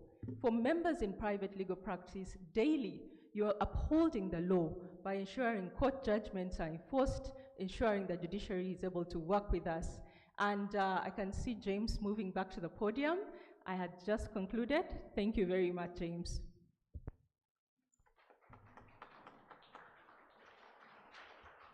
Thank you, Diana. We will have Diana B. Did you just say Diana B? Eh? Okay, the second Diana. Anguish. Anguish. Please. All right. You have 7 minutes. Thank you, members. Good morning. Thank you for giving us the opportunity to share our mandate with the society. I can see there's quite a growing interest in taking up leaders in picking leaders for the society, and I'm grateful to have been given this opportunity. I have a rare privilege to be here, and I am humbled to serve the society in this capacity. As mentioned, my name is Diana Ngwech. I'm currently serving as the Vice President of Uganda Law Society, whose mandate is to oversee the legal aid and pro bono arm of the society. I have served in various capacities, including as Young Lawyers Chair. As a lawyer, I've worked in different spheres. I've worked in a government department. I've worked with the NGO sector. I've worked with CSOs, and I have worked as a business development manager, and now back to private practice. So that gives me an opportunity to traverse different aspects of our society and better represent all the interests of our members, because I have had that opportunity. I have served in different spheres of leadership, not just within the society, but also outside of the society. I run a mentorship program too. I have run it for 11 years, where we encourage women to be wholesome women. My mandate is quite simple. It follows both the objectives of the Act as well as the strategic direction of our society. My mandate turns on 4 different aspects: professional and business development. I intend within the first 100 days to create a forum where we're engaging with particular stakeholders that affect our society. The first being the judiciary, where we have had bar and bench forums. Our engagement with them has decreased over time, but we need to go back to a time where we're constantly engaging with judiciary through our bar and bench forums. Having traversed the campaign trail, I do realize that many of us have struggled with various things within the society. In the first 100 days, I hope to have to present a bar and bench forum where we will discuss particular aspects such as ICMES, such as disobedience of court orders, as well as professionalism between the bar and bench, which has been deteriorating over time. And this, for us, will help us come to an agreement and reasonable solution. The second stakeholder within the first 100 days is to tackle URSB to discuss the filings of the documents that we're filing within URSB in order to find a solution and a way forward for our members. It goes without saying that there have been rampant arrests of our lawyers who have been who have been carrying out their ordinary course of business. So that draws in the DPP and the police. We've had previous engagements with the CID, the new CID boss, as well as engagements with the DPP. And our hope is that in discussing the trade, in discussing what we are doing as lawyers with these particular stakeholders, we will be able to find a way forward. The last stakeholder is the Lands Registry. And as I have traversed the campaign trail, I have realized that there are so many complaints that lawyers have within the Lands Registry. And having a mirror effect of a backbench forum sit down between the members and the leadership will help us find a way forward in regard to our practice within the Lands Registry. Also within that, as a business development expert, I do realize that creating an enabling environment for lawyers to practice involves skilling them with business development. In having different sessions of business development for the tiered law firms, I believe this will give them an opportunity to better place themselves as competitors, not just within the nation, but within the region. Under that is also to consolidate on what other council members have done before us by creating a members' welfare policy. In times past, we had fuel cards, we had gym subscription membership, we had even the medical insurance that we introduced in our outgoing council. But to add on to what we have done is to add counseling for lawyers. I believe this is a very key aspect in terms of our practice, because as lawyers we face so much. And to automate systems between our different institutions. My second mandate is access to justice. Having been at the forefront of championing access to justice as the Vice President, we service over 94,000 clients in a year. That takes so much out of our Secretariat, but we have very few members within our staffing to cater for this need. And so our biggest challenge has been funding. And as you may be aware, DGF will be leaving the country, and we are now faced with the idea of finding funding for our members. The legal aid bill, which we hope to have championed, has removed the aspect of funding, and so this presents a problem to us as the society. I bring a different aspect to this because I possess the necessary networks within the embassies and within different spheres to provide an opportunity for us to increase our funding. As a society, we need to go away from donor funding and look more into sustainability mechanisms that will provide funding, not just for our clinics, but also for our membership. So critical for me in that is finding funding and increasing the networks. The third thing on my mandate is rule of law.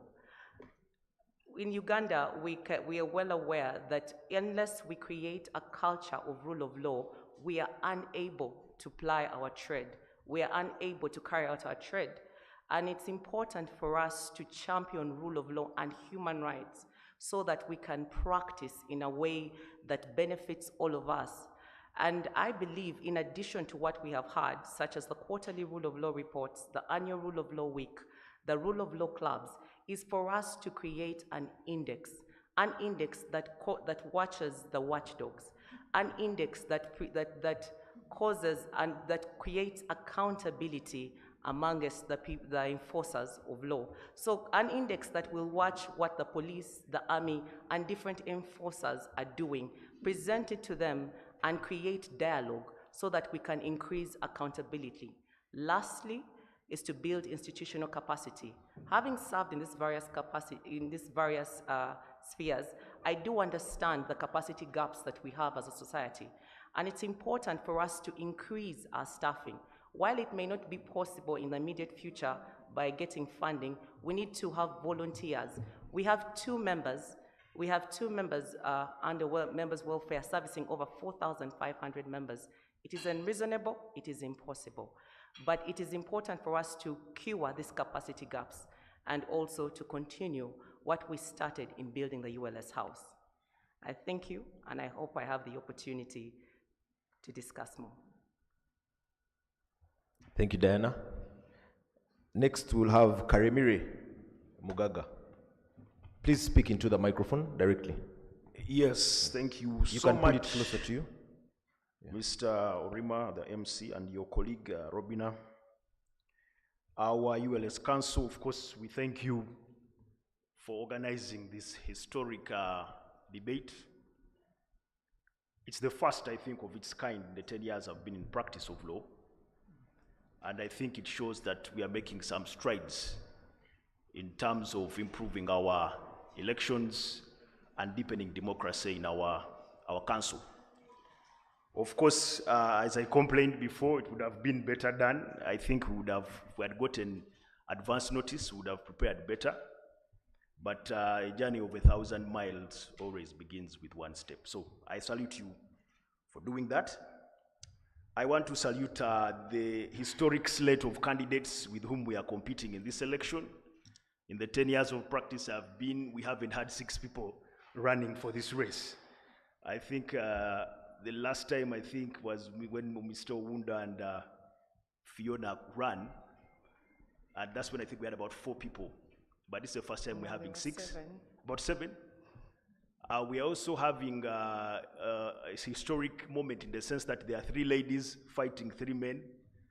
I don't know if it was a tug of war and this one was pulling the other side and the other team. I don't know what would. But yes, I want to thank you for running this race. Mr. Bernard Owundo, of course, we take our children to the same school. But when I met him and said, Mr. President, the guy did not even look at me. But now that we are in close proximity, I think that's okay. Of course, Diana Chibuka, Diana Anguish, who is my classmate, together with Mr. Chemisto, and of course, Mr. Olivia. Thank you, Mrs. Olivia Charimpa, sorry. Thank you for being a part of this great event. I think it will be remiss if we don't thank the members who are tuning in. I don't know how many they are to listen to this debate. And of course, it will also be remiss if we don't remember those of our members who are not with us in this life anymore. We have lost a number of lawyers. Only last year, we lost a colleague of ours in our cohort, Ms. Bridget Nasonko. This year, my friend Catherine Anite, who is also a lawyer, lost her mom. We lost another young lawyer, I think you remember the one who was coming from Masaka who died on the way. So this is an opportunity to remember those people and commit their souls to our Lord. That having been said, let's get into the nitty-gritty. My name is Mukuvwe Karemire Mugaga. I've been practicing law for the past 10 years, but I've wanted to be a lawyer since I was 7 years old. I will not take you through the entire history, but it's a great privilege and an honor for me to be a lawyer. It's a profession I love, and because I love it so much, is why I've decided to jump into this race, because in my view, we need to rescue our professional bar association. I've been in the private sector as well, as Mr. Rima has said. I run a few companies, about 3 of them. The one I'm proudest of is Century Capital, which we started at 54 million Uganda shillings. It's now 250 million Uganda shillings. My colleagues and I done a commendable job there. So when people talk about money and so on, these are things that I know. I think Bernard has a background in corporate finance and so on. So these are things that we know very well. The rest of my information about my profile, I think Mr. Rima has pointed out aptly. So where is the problem? Why are we here? I just want to read you something from Honorable Norbert Mao. Of course, now he's the Minister of Justice, but before he was just a lawyer. And this was at a time when we were celebrating 60 years of ULS. And he wrote an article in the Daily Monitor, which for me tells you what is wrong with the ULS and with our bar association. And this is what I'm just paraphrasing. Whereas there are many lawyers and judges whose integrity cannot be questioned, the profession has come under justifiable criticism for dereliction of duty, incompetence, greed, and rampant corruption. Clients are frustrated by cases that drag on forever and outrageous lawyers' bills. Some lawyers collude with court clerks to disappear vital evidence and delay trials. Then there are the bailiffs who practice a vigilante approach to execution of court judgments. The judges, on their part, are caught up in a merry-go-round of procedural disputes, thus delaying justice. Preliminary objection after preliminary objection keeps the courts moving in circles like a dog chasing its tail. And then there is the sticky issue of the education of lawyers. I think those who are on the Mr. Badru, Mr. Raphael, this is one of the things I was talking about. Then there is the sticky issue of the education of lawyers. Due to commercialization of higher education, the sprouting of universities, and the lure and prestige of the legal profession, the rank of lawyers has swollen. Without quality assurance and high standards in legal education, we risk having ignoramuses in lawyers' gap. Lawyers who can't write and speak correct English will not interpret the law for lay people. To put it plainly, half-baked lawyers are a disgrace to the noble profession. The Uganda Law Society does not work in isolation. It lives and works in our society with all its shows. This is just a summary.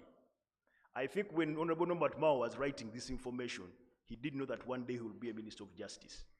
I don't know, I missed the annual conference. I would have loved to ask him, now that you're the one in charge, what are you going to do? But that's a story for another day. He may actually be there for other reasons which don't have anything to do with. But that is it. So what are we going to do? I have written a 14-page manifesto. It is extremely detailed, not 14-page, but 14-point. I have told you where the problems are. It's available on most of the platforms. But one colleague said that if you want to hide something extremely valuable, put it in writing. So those of us who have written manifestos, I think we've done ourselves a disservice in a way. You post it on the WhatsApp group and these guys just clear chat and everything goes away.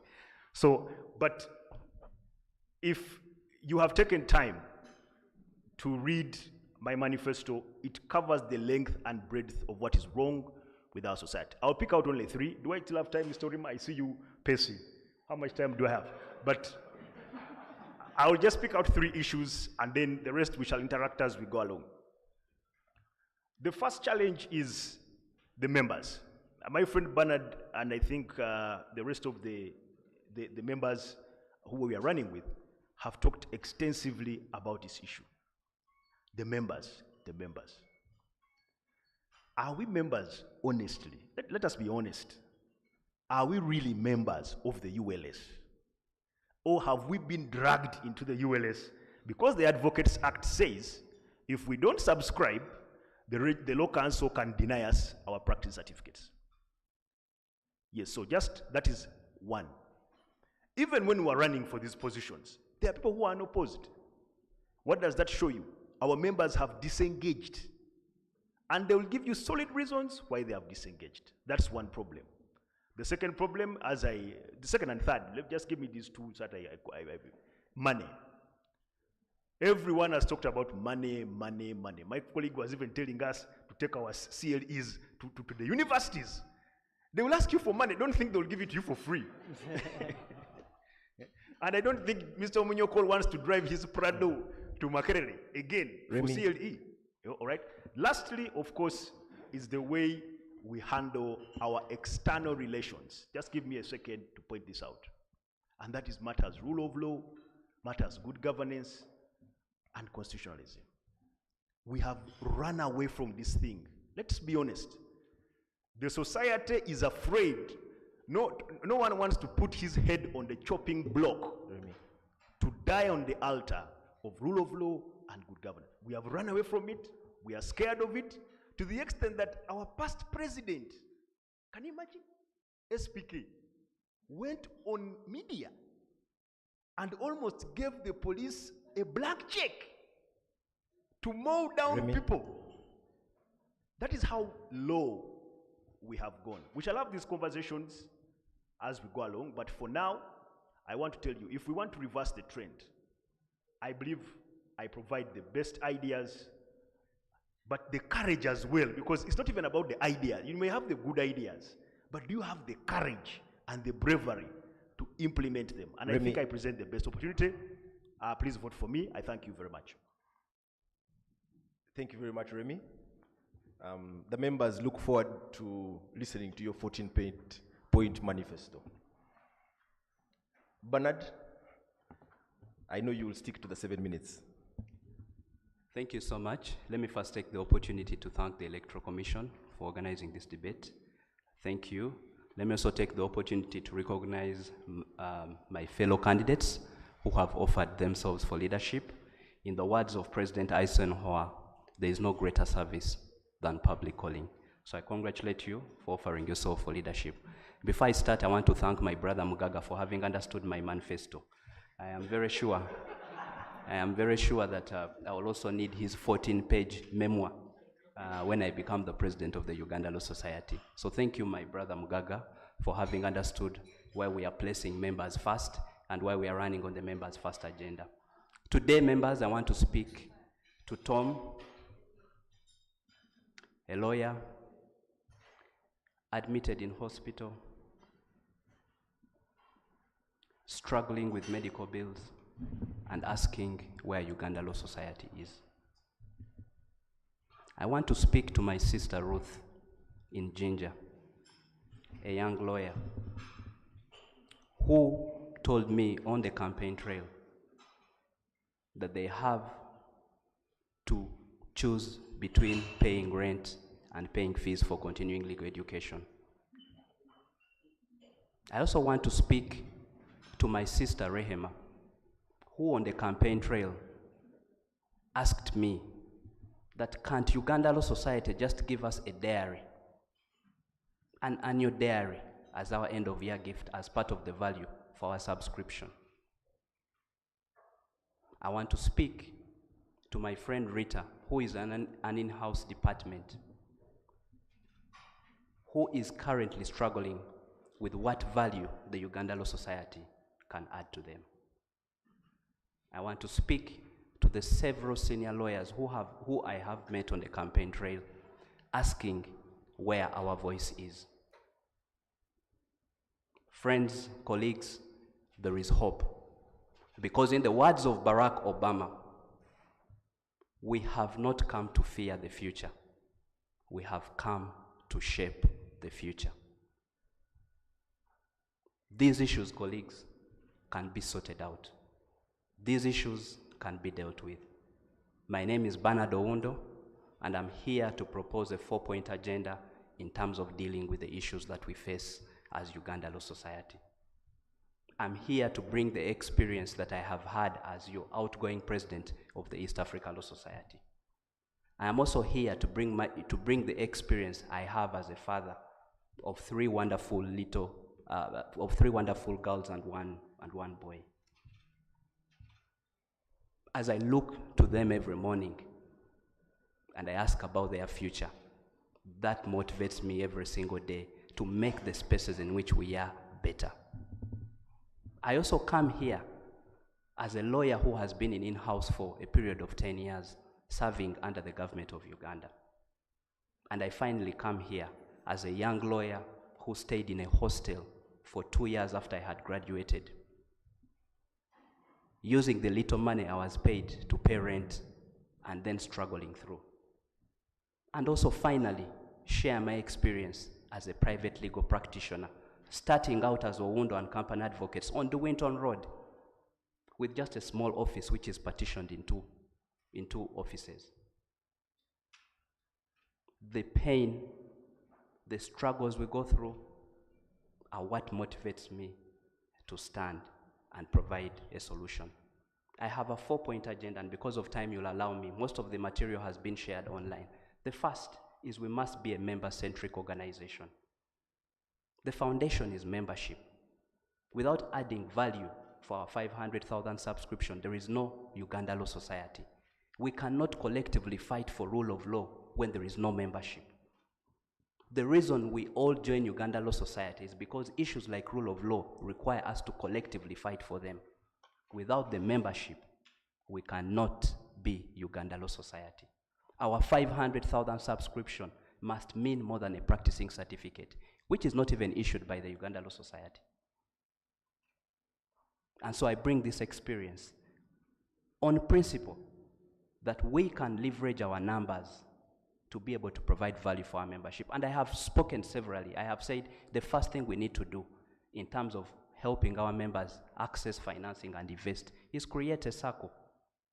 I have heard people say there is a SACCO. I have never seen the registration certificate of that SACCO. But I want to give you an example of a law society of Kenya that was established, the SACCO was established in 1986. Is currently helping members to deal with the issues that they face. To that member whose office has been locked up during COVID and has rental areas and cannot go back to his office because he has to work in his car. Just imagine we had a circle that could provide 10 million shillings for him to be able to open up his office. These things can work here. The other example I want to give you is an advocate's benevolent fund. In Kenya, again, Law Society of Kenya, there are two ways of paying for it. One of the ways is you pay only 100,000 shillings every year. The other, you can pay a life contribution of 4.5 million shillings. And what are the benefits of that advocate's benevolent fund? 1, cater for your last funeral expenses. 2, cater for your education of your children. 3, cater for your medical bills. These things can be done here. There is nothing magical about it. I'm bringing that experience of the region, seeing the best practices from other bars so that we can be able to use it. Number 2, we must work on rule of law and fair administration of justice. Rule of law is what governs our business environment. Rule of law is not about promises. Rule of law is about walking the talk. As an outgoing president of the East Africa Law Society, we sued the government of Uganda when there was internet shutdown. We have had several initiatives on rule of law. We have walked the talk. I am not here to promise you. I have walked the talk. I am only here to deliver. On the administration of justice, the simple things, like you travel from here and go to Mbarara and find that the judge is not there, just because there is a communication gap. The delayed judgments, ICMIS, all these things are important for fair administration of justice. So I'll wind up in 1 minute, as I see my colleague Orima is here. Third, we must protect our workspace, protecting it and expanding it. And if you just want to think about expanding it, there are 4,000 lawyers getting out of LDC in the next 1 year. Your membership as Uganda Law Society is 3,540. Where are we going? I'll provide solutions. The last is providing an active membership. And here I want to focus on our young lawyers. We must be deliberate on our young lawyers. We must provide a young lawyers package that gives young lawyers affordable CLEs. We must provide them representation so that we can be able to listen to them. Together with that, we must have a senior lawyers division and a young lawyers division. Thank you, Isaac. I'll be able to explain some of these things later, including how we fund the ULS house. Thank you. Next, we'll have Kemisto. You have 7 minutes. 7 minutes. Thank you so much, members. Good morning to you all. First of all, I want to thank the Elections Committee for having organized this debate. And also the membership in attendance, I want to thank you all, and also my colleagues here, whom we are having a very good race. I've been a lawyer for 12 years, practicing with the Oasis advocates. And I have also served in the ULS. I was a committee member in the Elections Committee between 2015 and 2020. We were the first to have free and fair elections in ULS by way of ballot. That was 2016. That was the first election by way of ballot in the history of ULS, and I was part of that. I'm also the council member, Central, currently, and a lot has been achieved during that reign of mine. As council, we have there is the ULS House standing. I've carried out several mentoring programs with young lawyers, been engaged in enrollment of advocates, and also been a focal point in the training of lawyers when ECMIS was introduced.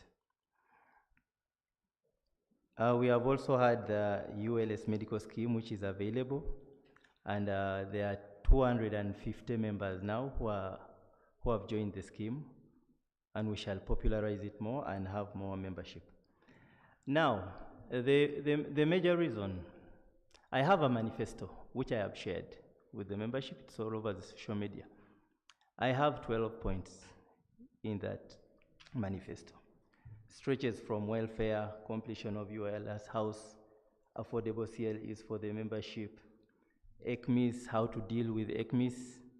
And one of the things I'm stressing about that is where ECMIS delays justice, the old system should work.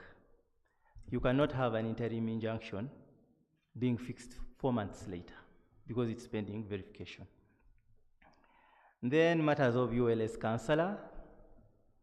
We have so much problems. I think it was in May whereby they said 14 million Ugandans are mentally sick. I don't know, but I know some our membership could be among. We don't know. But we need a ULS counselor to help us cope with that.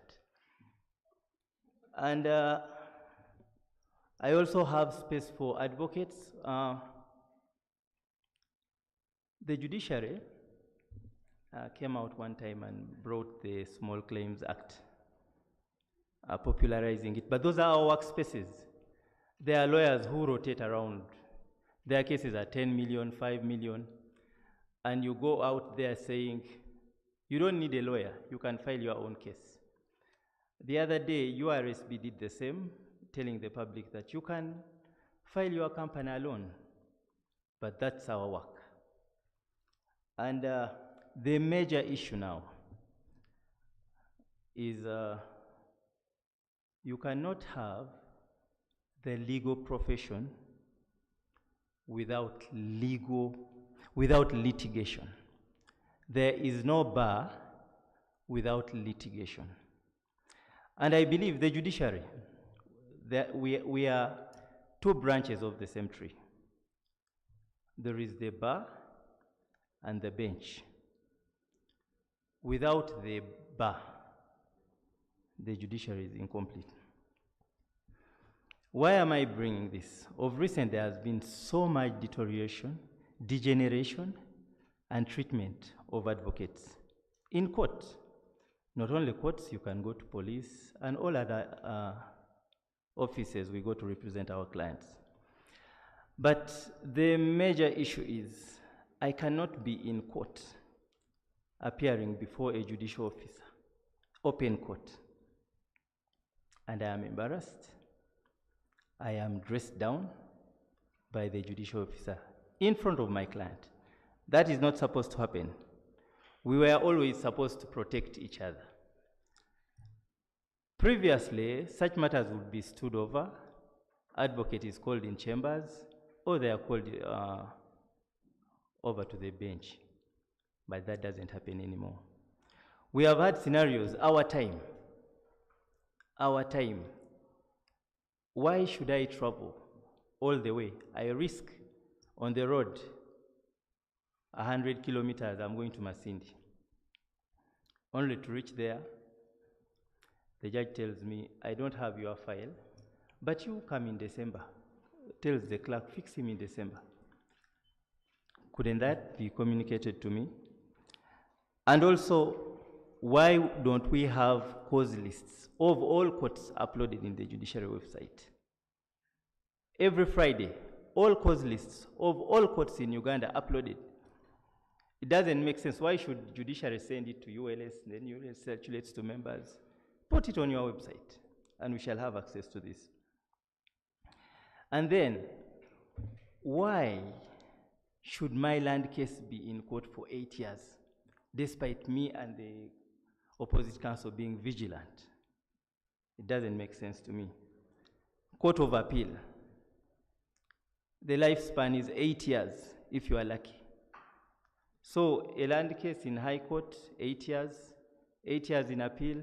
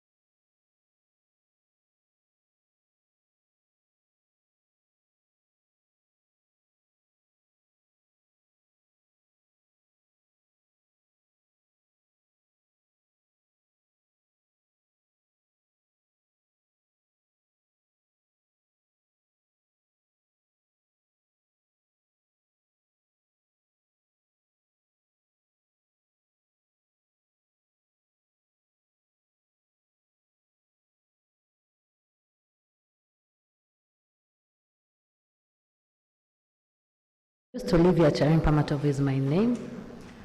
My professional credentials have been shared by Moses. I'll just speak to the person, Olivia, first. I'm married, 15 years in marriage, to one husband, one Dennis Matovu. I have 7 children, or both of us have 7 children, 3 biological, 4 adopted. 4 boys, 3 girls. I come from a diverse family, having lost my biological parents as a child and adopted, and therefore I am that diverse. And I serve as a family chairperson. For the family members online, they know that I've also led in the family initiatives to ensure better lives for all of us as family members. From a community level, I'm a Christian, and as such, I serve to deliver the purpose of God to love people, and therefore I give back to community in the Christian setting. But I've also joined the community initiatives like the security committee of my village. As a lawyer, I felt that I needed to add value from my profession. And the Nawojo village, I'm on the security committee. I helped draft the bylaws for the village, and right now they are undergoing approval processes. So in my private life, I want to engage communities. But let's get back to Uganda Law Society. First, I stand for 3 values, and that is integrity. Why integrity? Because as a society, we are called a noble profession, and we expect to discharge our roles with honesty and integrity.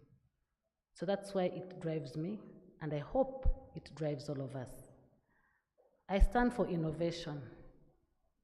I feel that as professionals, we're not just legal professionals, we should be multidisciplinary. So we should be able to look beyond law when we are practicing.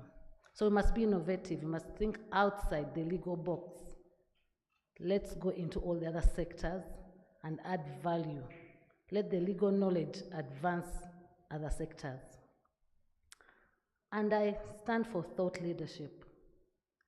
As the Uganda Law Society, or as lawyers in society, people look to us. Whenever you introduce yourself as a lawyer, you actually have an ear to listen. So we have a platform to lead conversations, to be thought leaders and influence policy, and influence future forecasting of what the world should look like. So I push for thought leadership. Colleagues, in all our spheres, wherever we roll, let's be thought leaders. As thought leaders, we will influence the world. As John Maxwell says, leadership is influence, nothing more, nothing less. Lawyers, we can lead the world through influence. So those are the 3 values I stand for. And I also stand for the fact that before being a society, we aspire to a profession, and that's being a lawyer and then an advocate. And through history, the lawyer has been, or the legal profession has been a noble profession. So that's why I stand for our profession. Even when I leave Uganda and I go to other jurisdictions, when you introduce yourself as a lawyer, the nobility and the respect and the courtesy is expected from fellow professional colleagues in the legal sector. So it is our profession, and I pray and hope that we can have that nobility. Let's be real land friends. But also, when we come back home, we are a society, Uganda Law Society. So what are my main points as I stand for president? I would like us to consider being purpose-driven, and this is a calling to your heart first. Before you actually think about being a member of the society, why are you a lawyer in the first place? What is that drove you to become a lawyer? That will drive us to become better members of the society. Then we'll understand ourselves as individuals and our calling as lawyers. Then we'll look at a bigger group of us. How do we work together as a society to deliver the society's mandate? The public looks at us, colleagues, as the ones that are going to foster access to justice, good governance, and rule of law. But we ourselves first must respect the rule of law and live it. So let's go back to our purpose, colleagues. In my term, I want to amplify the purpose of the lawyer, the purpose of a land friend. the purpose of the noble profession. And with that, colleagues, we will have influence in our societies, in our communities. And then legacy is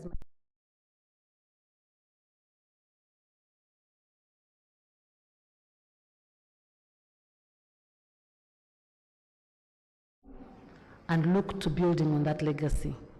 We were established in 1956, and a lot has been done. I must recognize and applaud all our previous leaders, the past presidents, their council, and the current leadership. You have done a big role to bring the society from the zero in 1956 to the now. I can assure you that you've done well. And I would like to build on that legacy, your experiences, what you did during the years when security was terrible, and now at least we can speak, and what we can do now. And then we must continue building on that legacy. First, my colleagues have talked about the ULS house. That is our home. We must have a home first to belong. So we must contribute to completion of that house. But beyond the ULS house, what's our legacy in society? When they speak of a lawyer, I would like us to demystify the statement, lawyers are liars. Let us actually have a legacy in society where we are creating value, not just to our clients, but to our communities, to the children who are watching us, the next generation. So we must be able to do things that are going to impact the next generation. And when you look at my manifesto, you'll see that I've detailed that. Because of time, I won't go into the details. And then I would like us to also pursue opportunities and strategic alliances. And that, I think some of my colleagues have talked about. As a society, we have a brand which positions us well to be able to interact with different industries and sectors, with different strategic partners to ensure the growth of our membership, our communities, and our value proposition to the world, to our region, to our continent, and to our nation.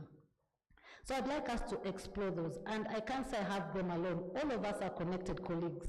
Each of you has a network. Your role is to introduce that network to the council, to the society, so that society as the umbrella can now collaborate with that network and open opportunities for all of us. So I will pursue those kind of alliances, those kind of strategic partnerships for the benefit of all of us colleagues. Allow me to go to the next, which is engagement. Well, it's just two more. Engagement really is about engagement with all of us as members, engagement with our stakeholders, engagement with our communities. Because of time, I won't go into the details, but part of the engagement with us is that to strengthen our Members Affairs Department, I would implore you members to join and serve on a voluntary basis on the Members Affairs Committee, which should have also regional representation, so that we're able to capture the diverse needs of the membership, come up with a strategic plan on how to solve them, but also see the benefits. The final one is learning. One of our mandates as a Law Society is to grow a skilled and competent membership. So I'll encourage learning, and learning not just for law, but I would say professional development courses. Look at leadership, legal writing, public speaking, risk management, diplomacy. As we engage, we must be able to be diplomatic colleagues. We can't always be criticizing. We must have constructive engagements that will promote proper stakeholder management. So diplomacy is key for us lawyers. Many other skills, but learning will also include teaching other people in the ecosystem of our practice. The law clerks, the bailiffs, the secretaries in our law firms, the other professional staff that we work with that are part of the ecosystem of the legal practice and legal departments. I'll say that I can't finish it all. Just go to my website at www.charimpa.com for more information about my manifesto and everything else that I'm presenting regarding my strategy for Uganda Law Society. I implore your colleagues, come 10th September 2022, vote me into office. I will work with you to make Uganda Law Society greater. Thank you very much. Thank you, Olivia. So we're going to have a 10 minutes break, then we'll come back and have questions from members. So members online, please send your questions to the chat, and we will post them to the candidates. please put whoever you'd like, the name of the candidate for whom your question will be addressed. Thank you. Yes, we really needed that 10 minutes break to move.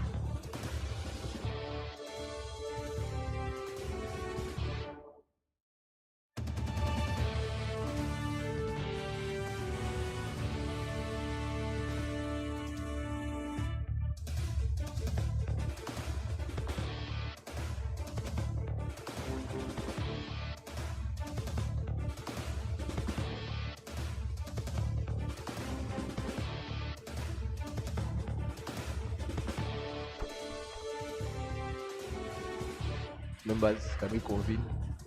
Please don't take us online yet. Don't take us online yet.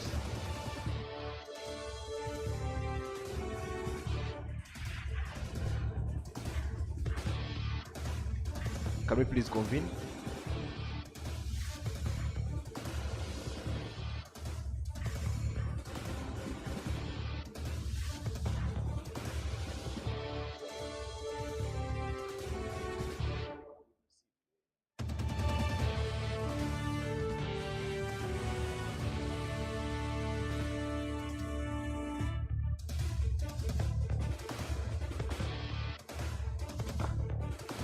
Candidates,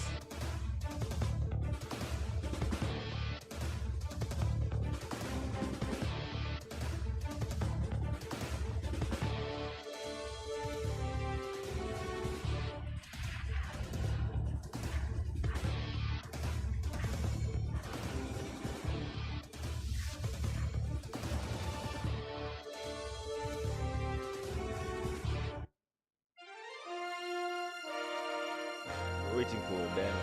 Then we have a group photo, then we start. Yeah. Who is missing? Chemistry.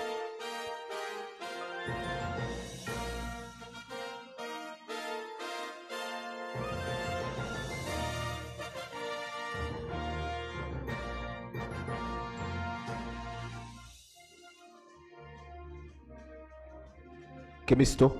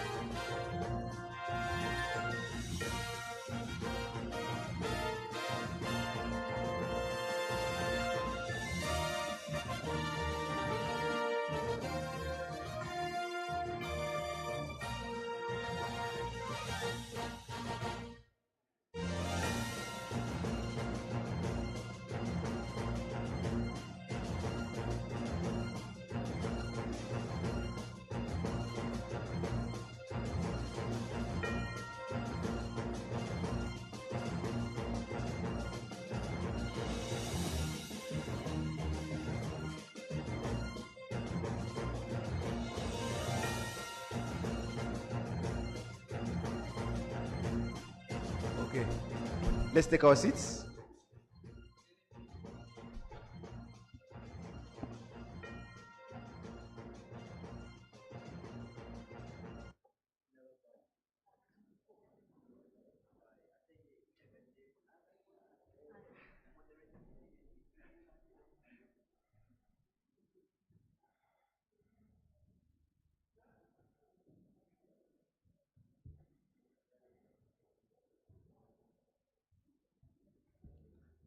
Welcome back.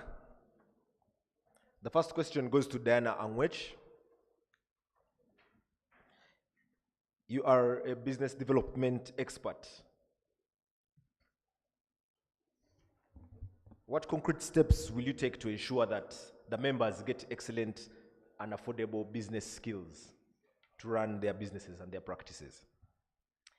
Thank you, James. By virtue of being a leader, the first thing that is available to us is to create training, specifically CLE trainings. And my hope is that we can create quarterly CLE trainings for business development for farms. We did it previously when I was the Young Lawyers Chair, and we had a few young lawyers come over to the farm, and we had an expert from within the region, particularly Kenya, who came to teach the lawyers. So we want to expand. It's a new area of practice, or it's a new area within farms, and a few farms in this country have adopted it. The idea is that we will have a number of trainings, particularly quarterly trainings, and tier it into different farms. So that the smaller farms, the mid-tier farms, and the bigger farms all have different interests. They're all at a different scale of earning business. But if we can tier it into smaller farm, mid-tier farm, and a top-low farm, and provide trainings that are skewed or tuned towards them, that would be a good step or a better step in enabling them achieve the skills that we want to pass on. Thank you, Diana. The next question is for Mukuve Karimire. You will limit your answer to 1.5 minutes. What is your position on the current status of the rule of law in the country, and how shall you enhance it? Well, that is the million-dollar question, isn't it? And that's the reason why so many of us are grappling with this thing called the Uganda Law Society. Because when the moments have come, especially now when we are at such a precipice in the governance trajectory of our country, the ULS has not been visible. There are so many challenges as far as rule of law is concerned. I mentioned about 13 of them recently when I was on Twitter. Fidelity to our constitution, it has completely eroded. The constitution, as one Professor Oloko Nyango once mentioned, has become like a love letter. It depends on the emotions of the president. When he's happy, it's a good document. When he's sad, it should be amended to remove term limits, to remove age limits, to change retirement ages of people, and so on. There is a whole chapter on the national objectives and directive policies of government, which has completely been disregarded. You know, we are at the lowest. Issues to do with independence of the bench. We have seen a scenario where they try to extend the retirement age, where a Chief Justice is forced to cling onto the position even when time has come. We have seen scenarios where courts have been raided after giving bail to deserving citizens. We have seen scenarios where there is a clash, institutional clash, between institutions that are meant to uphold the rule of law. Remy, that's the first part of the question. Can you move to the second part? So I could go on and on. I could go on and on about this. So what are we going to do? My credentials on the rule of law are clear. I've put them out there. From the time I joined the university, I've been at the forefront. We fought hard when they arrested PRA suspects. We were on the streets demonstrating so that they were released. We fought hard when Dr. Kiza Besigye and a few others were held at the court-martial and the civilian courts. We were on the streets to fight against that. I'm part of Lawyers for Constitutionalism and Justice, where we are providing free legal services to people who are being prevented from being activists. I represented Nyanjura Doreen, Margaret Wokuri, and 6 others recently when they were prevented from, or when they were arrested when they were protesting against the high fuel prices and so on. So on this issue, no one is going to be tougher on this issue, I can assure you, than myself as president of the Uganda Society. What are we going to do? What are the things that we can do easily? The first is visibility. We must be visible. The idea that a statement is enough to discuss a matter of good governance or rule of law is not enough. If your child, assuming, was beaten at school and got a debilitating injury, and you were informed about it on phone, would you write a letter to the headmaster and say, Mr. So-and-so, take note that my son is a human being, A. B. Remy, please wrap up. He should not be. You will go there and act. Actions speak louder than words. So one is we have to be visible. 2 is we have to amplify our voice. It is not enough to say a lot of complicated English when in reality we are not doing anything. We have to amplify our voice. I think Professor Joe Lokonyango put it clear when he said, I'm training you as lawyers because I want you to go into the trenches. So that is the best way we can do this. I've written my 14 points on how we can Thank you, Remy.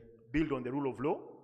And I believe if I'm elected, I'll be in the best position to advance this cause for the society. I thank you.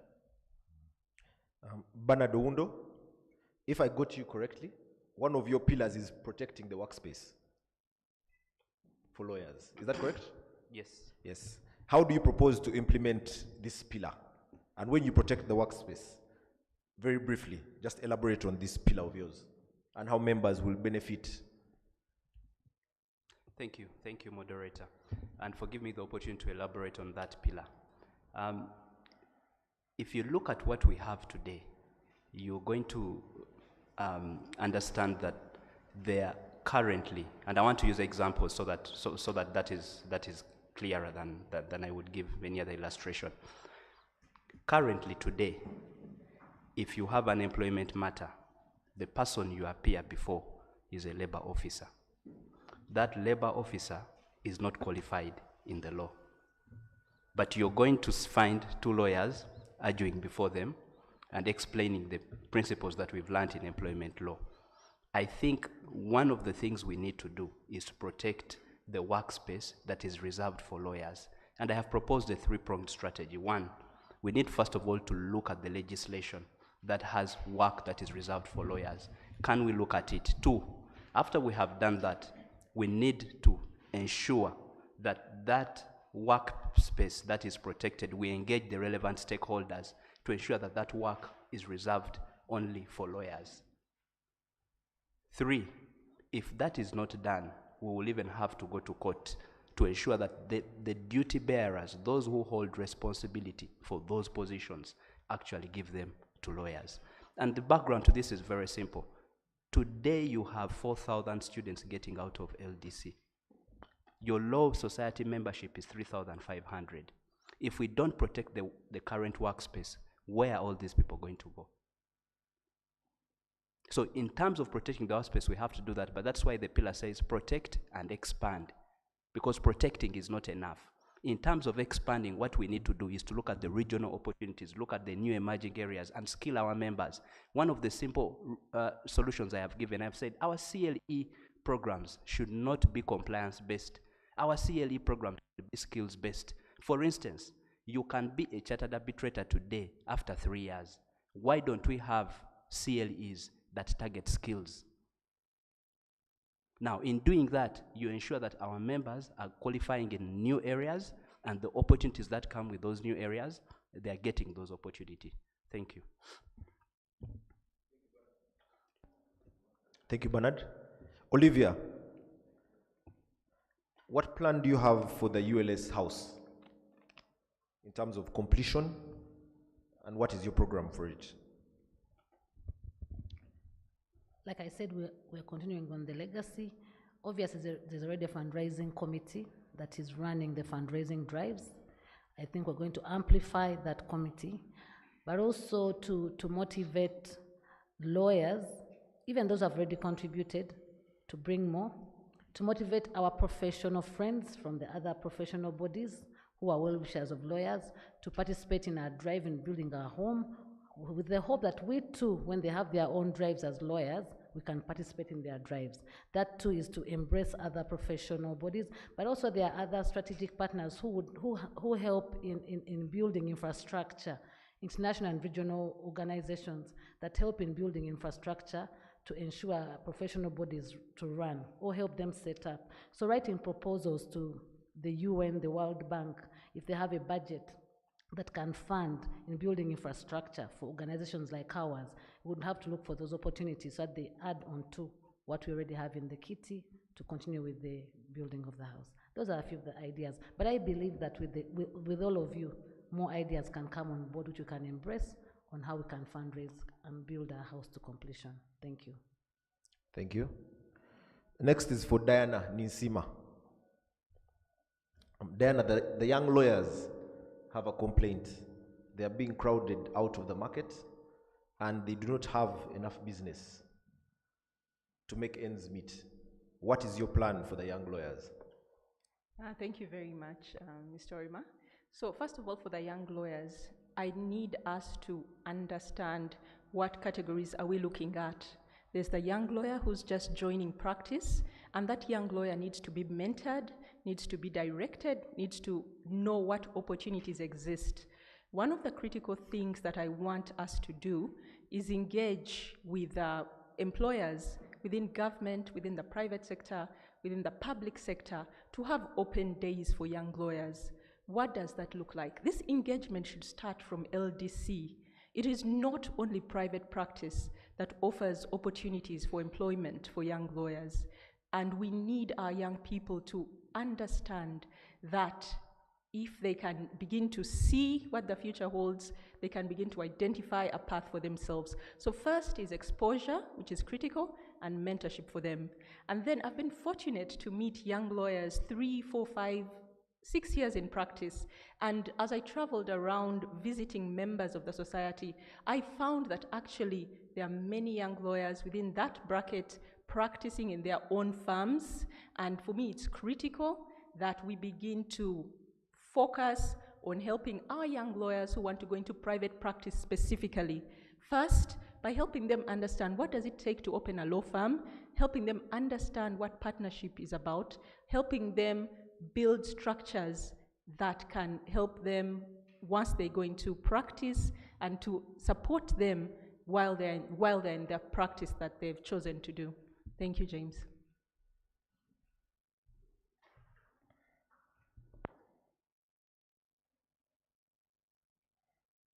This is to Kemisto. This is a question to you from a lawyer working abroad.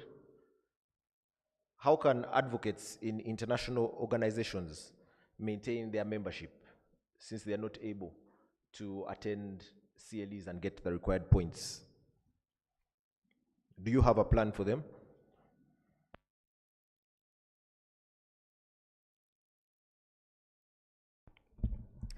Thank you so much for that.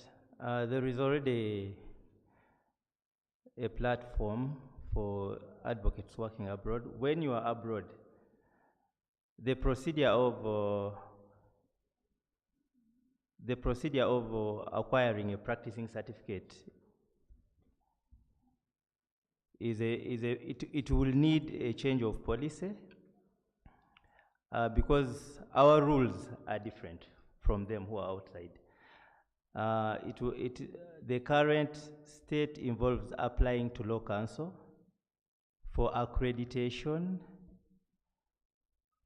but to make it easier, we shall have to change the current policy with the law council to ensure that when you are a qualified advocate, you bring your credentials of where you have been practicing and you are allowed to practice in Uganda. Thank you. Thank you. This question goes to Diana Anguish. It is on pro bono.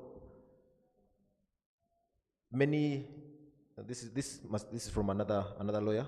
Many lawyers also get challenges and cannot afford legal services, especially for upcountry cases.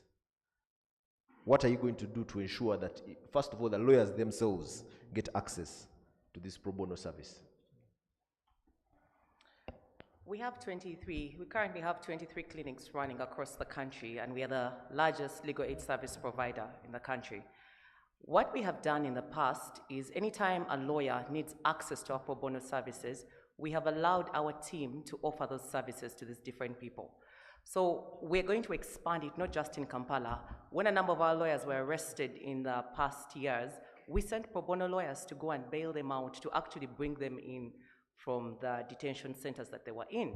So to stretch that to our upcountry services is that, one, we are currently running a prison decongestion program that involves pro bono lawyers, and we're going to avail many or more opportunities in that respect by increasing the projects that we're doing there. Two is that we're going to increase the number of people enrolling within our pro bono project. We're going to increase the number of people through the different projects that we have rolled out. The services that we offer within pro bono are quite wide, and our members haven't been very fast in enrolling for this, but going forward, we want to make regional chapters that will allow different lawyers participate. Our clinics receive about 300 cases a month, and we have a staffing of only 2 people within a clinic. So we have the manager and then the legal aid person. It is impossible for us to manage those 300 files. And we encourage lawyers within those different regions to participate. So strengthening regional chapters by enrolling different people will be important for us going forward. Thank you. This is to Bernard Owundo. Currently, there is a medical scheme that is in place for members of the Uganda Law Society, but uptake has been poor. How are you going to ensure that members get quality medical insurance, quality and affordable medical insurance? Thank you.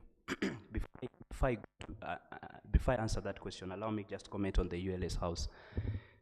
The total amount of money required for the ULS house completion is 12 billion Uganda shillings. Right now, we have paid about 2.9 billion Uganda shillings for the ULS house, meaning we have a balance of about 9 billion Uganda shillings. Now, there are 2 scenarios for fundraising for the ULS house. The first scenario is the best case scenario, where government gives us the 5 billion. If government gives us the 5 billion, it means that you'll have a total cost of 8 billion, which is funded, meaning that you'll have a balance of only 4 billion shillings. With 4 billion shillings, you can actually go to the bank and get financing for the ULS house. Why? Because every single year, we contribute 150,000 as a member towards the ULS house.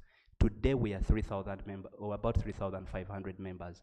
That gives us contribution of about 500 million annually.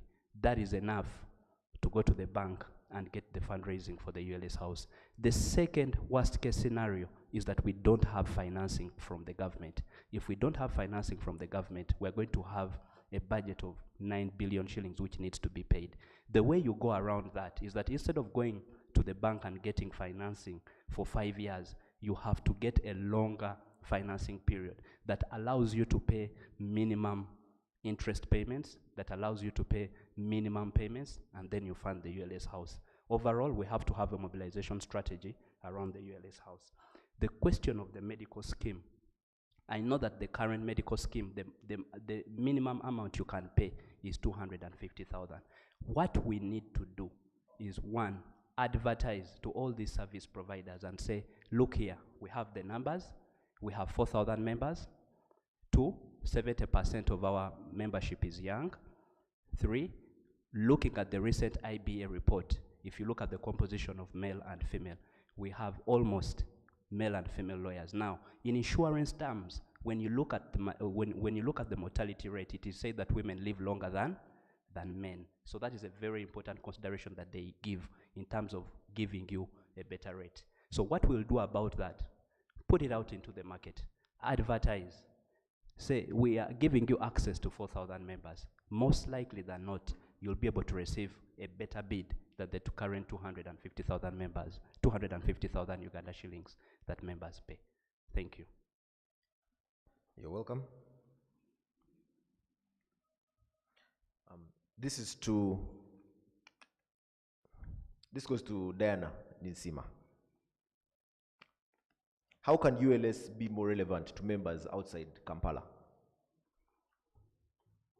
Thank you for that question. So the membership organizations I'm running, which collectively have over 3,000 members and over 200 members, are all using digital and technology to reach out to members, to register members, to get payments. So the first thing we need to do is remove the inconvenience. Everything related to ULS should be digital. And I'm talking about simple technology, like using Google Forms at the very least, and then moving on to a software that can allow members to register, apply, send feedback, send comments, and also respond to issues that may come up and make payment. The second issue is we need to decentralize the services.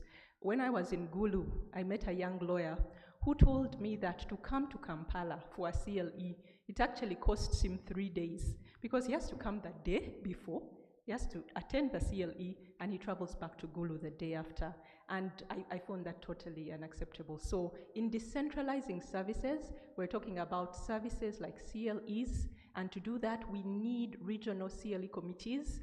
We are so fortunate that the Law Development Center has regional spaces now for training lawyers. That means we have faculty within those regions, and that means we have capacity to develop programs that are relevant to the regions. So my first course of action would be to ensure through the regional representatives that within the last quarter of this year, regional CLE committees are set up, content is drawn up, faculty is identified from different parts of the country, and that communication is sent through to Uganda Law Society Secretariat for us to get CLE accreditation and present and enable us to run from January 2023 regional CLEs whose content is relevant to the members. The other critical issue around decentralizing of services, of course, is the issue of renewing our PCs. And for regional lawyers, issues around inspection of chambers are critical because this happens way into the new year, and that affects issues like NSSF compliance certificates, which last 1 month, and the payment process is very tedious and needs to be verified and certified. So with digital payment solutions, which do not need verification, with engaging NSSF to be able to give us a cutoff date for clearance, December date, and that clearance should be used even if Law Council comes the year after to inspect, and to engage Law Council to begin to inspect chambers before October, or to allow for a longer period of inspection given the fact that members are not moving. And I think the good news in that is that while in Mbarara, I met lawyers who said Law Council officials had been on the ground to visit them and inquire how they could improve their services. So kudos to Law Council, and more work to be done. Thank you. This is to Olivia. I think you are aware that the majority of our membership are young lawyers, which is between 25, I think, to 30, 31, 32. What plan do you have for their mentorship? Because young lawyers require mentorship, not only in court, in decorum, also in life generally. Someone is struggling to make it, is trying to find their feet. The lawyers are too far away, out of reach. The senior lawyers are out of reach for most of them. What plan do you have for these young lawyers in terms of mentorship, plus any other plan you may have for them? Thank you. Well, the good thing we already have a Young Lawyers Committee. Mine is to really strengthen it. First of all, invite more volunteers to participate on that committee. Now look out for the diverse interests of the different young lawyers. The different young lawyers have different interests. Then have in our calendar activities that address young lawyers mentorship and young lawyers training, and in different aspects. Well, they might have the legal knowledge, but they may not be well skilled in legal writing. So we might have a program on legal writing for the young lawyers.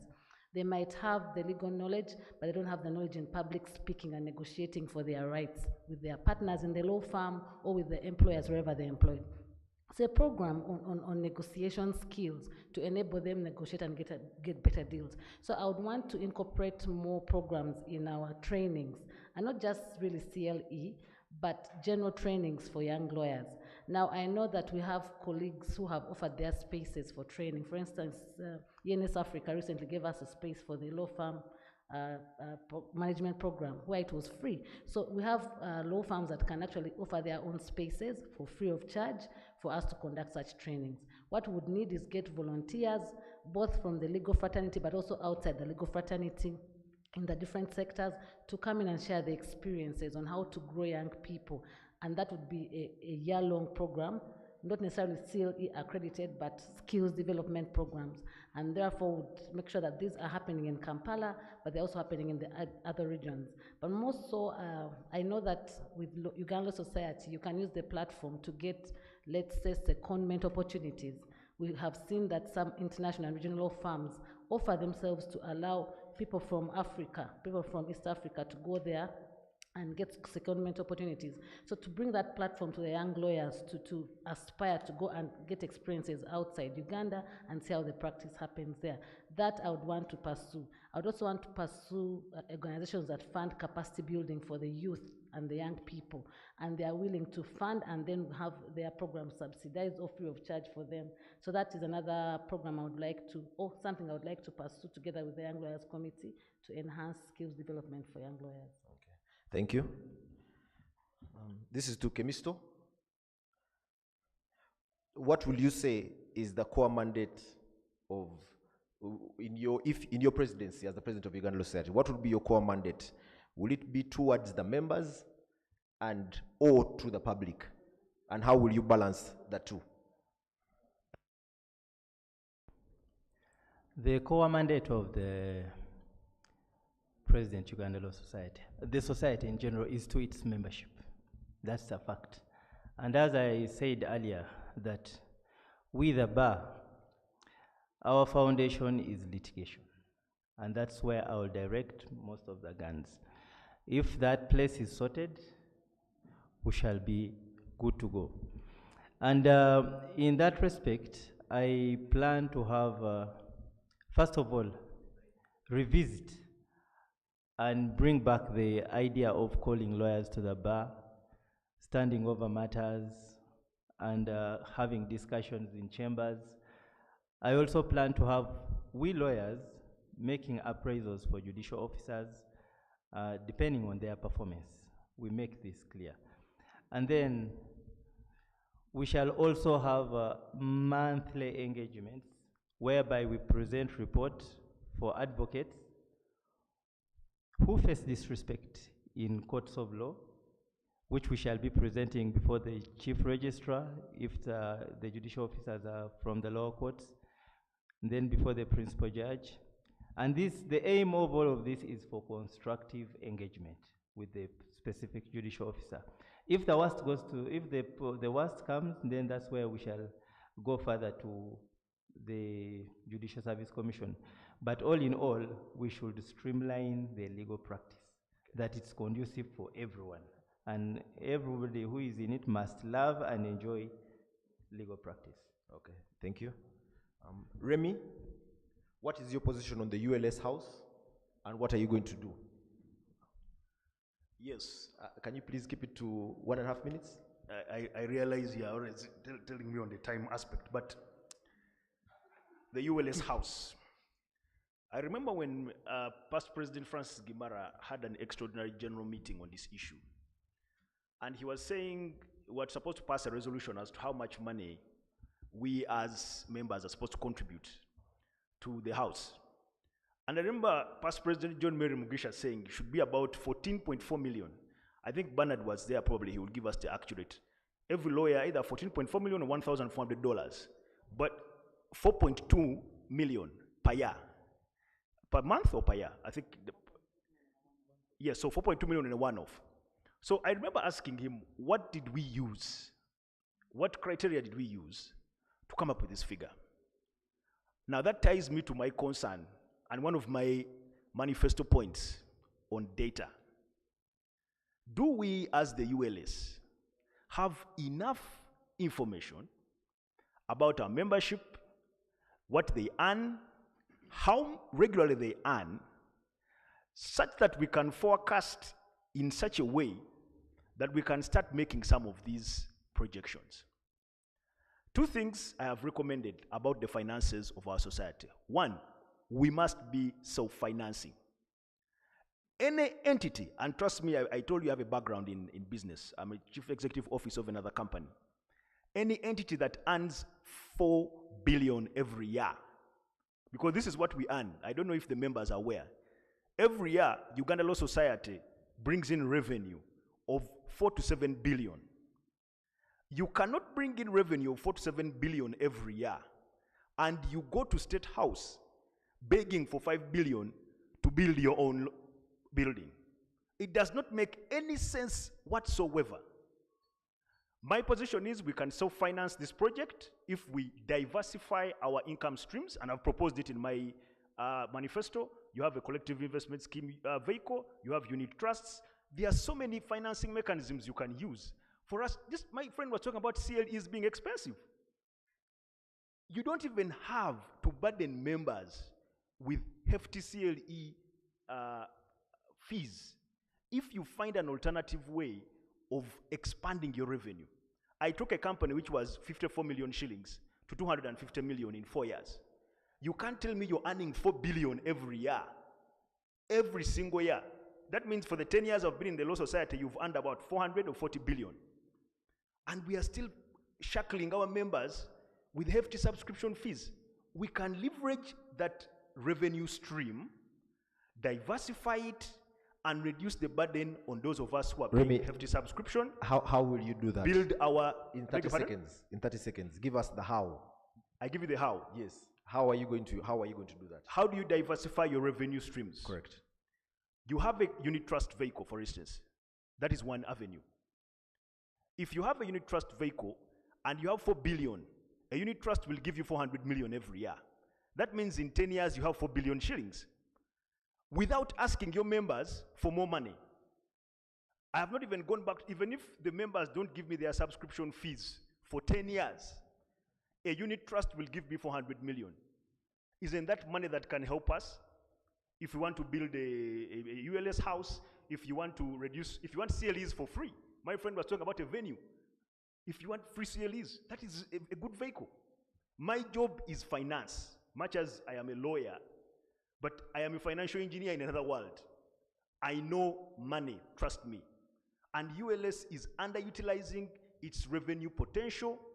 It can be, there is no entity, by the way. You can look at the architects board, you can look at the engineers, you can look at all these other professional bodies. We earn the highest amount of money.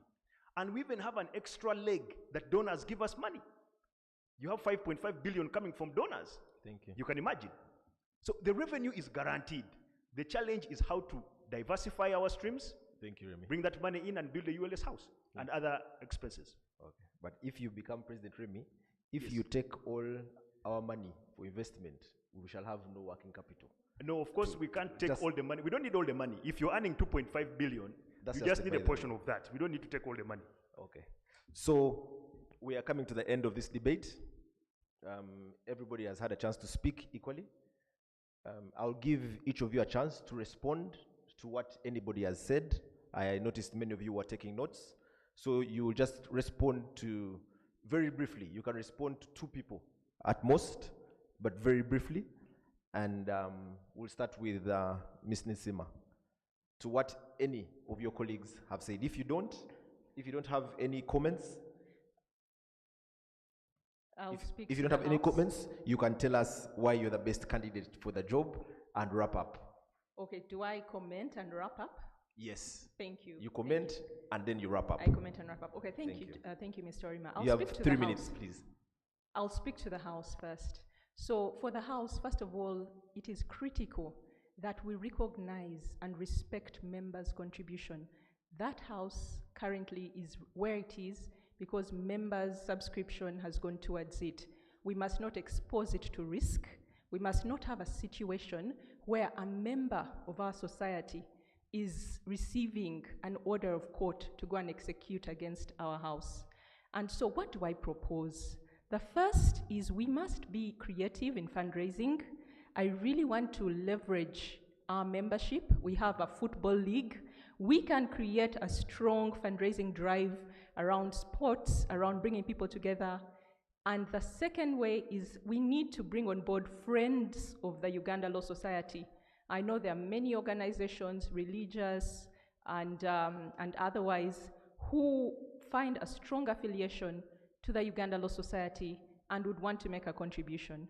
And then the third one is being transparent and honest and sharing with members what the financing is needed for, where we're at, the revenue streams expected to come from the House, and encouraging them to contribute, to engage more. And then just on the pro bono projects, I was so saddened when I went to Gulu, to Lira, to Mbale, and the news that I had is that our legal aid projects do not have fuel to get our officers to court.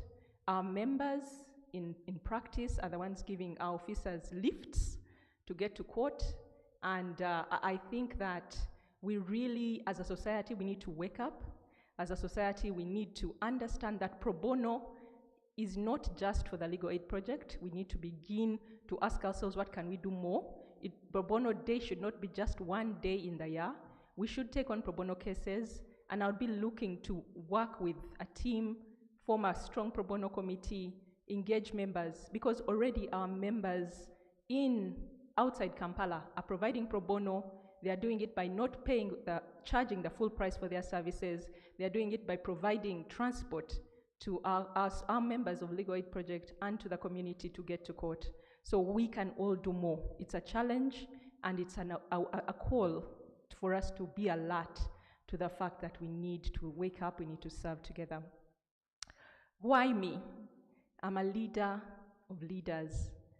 Members of the Uganda Law Society, you are leaders. I am intentional about raising leaders. I'm intentional about serving leaders. And one thing I know from engaging with members of the society across the country, from engaging with members of the society in different forums, you have the capacity to solve the local challenges we face, the national challenges we all are facing, and to make an impact on the global scale. Vote me come September 10th. I look forward to being of service. Thank you.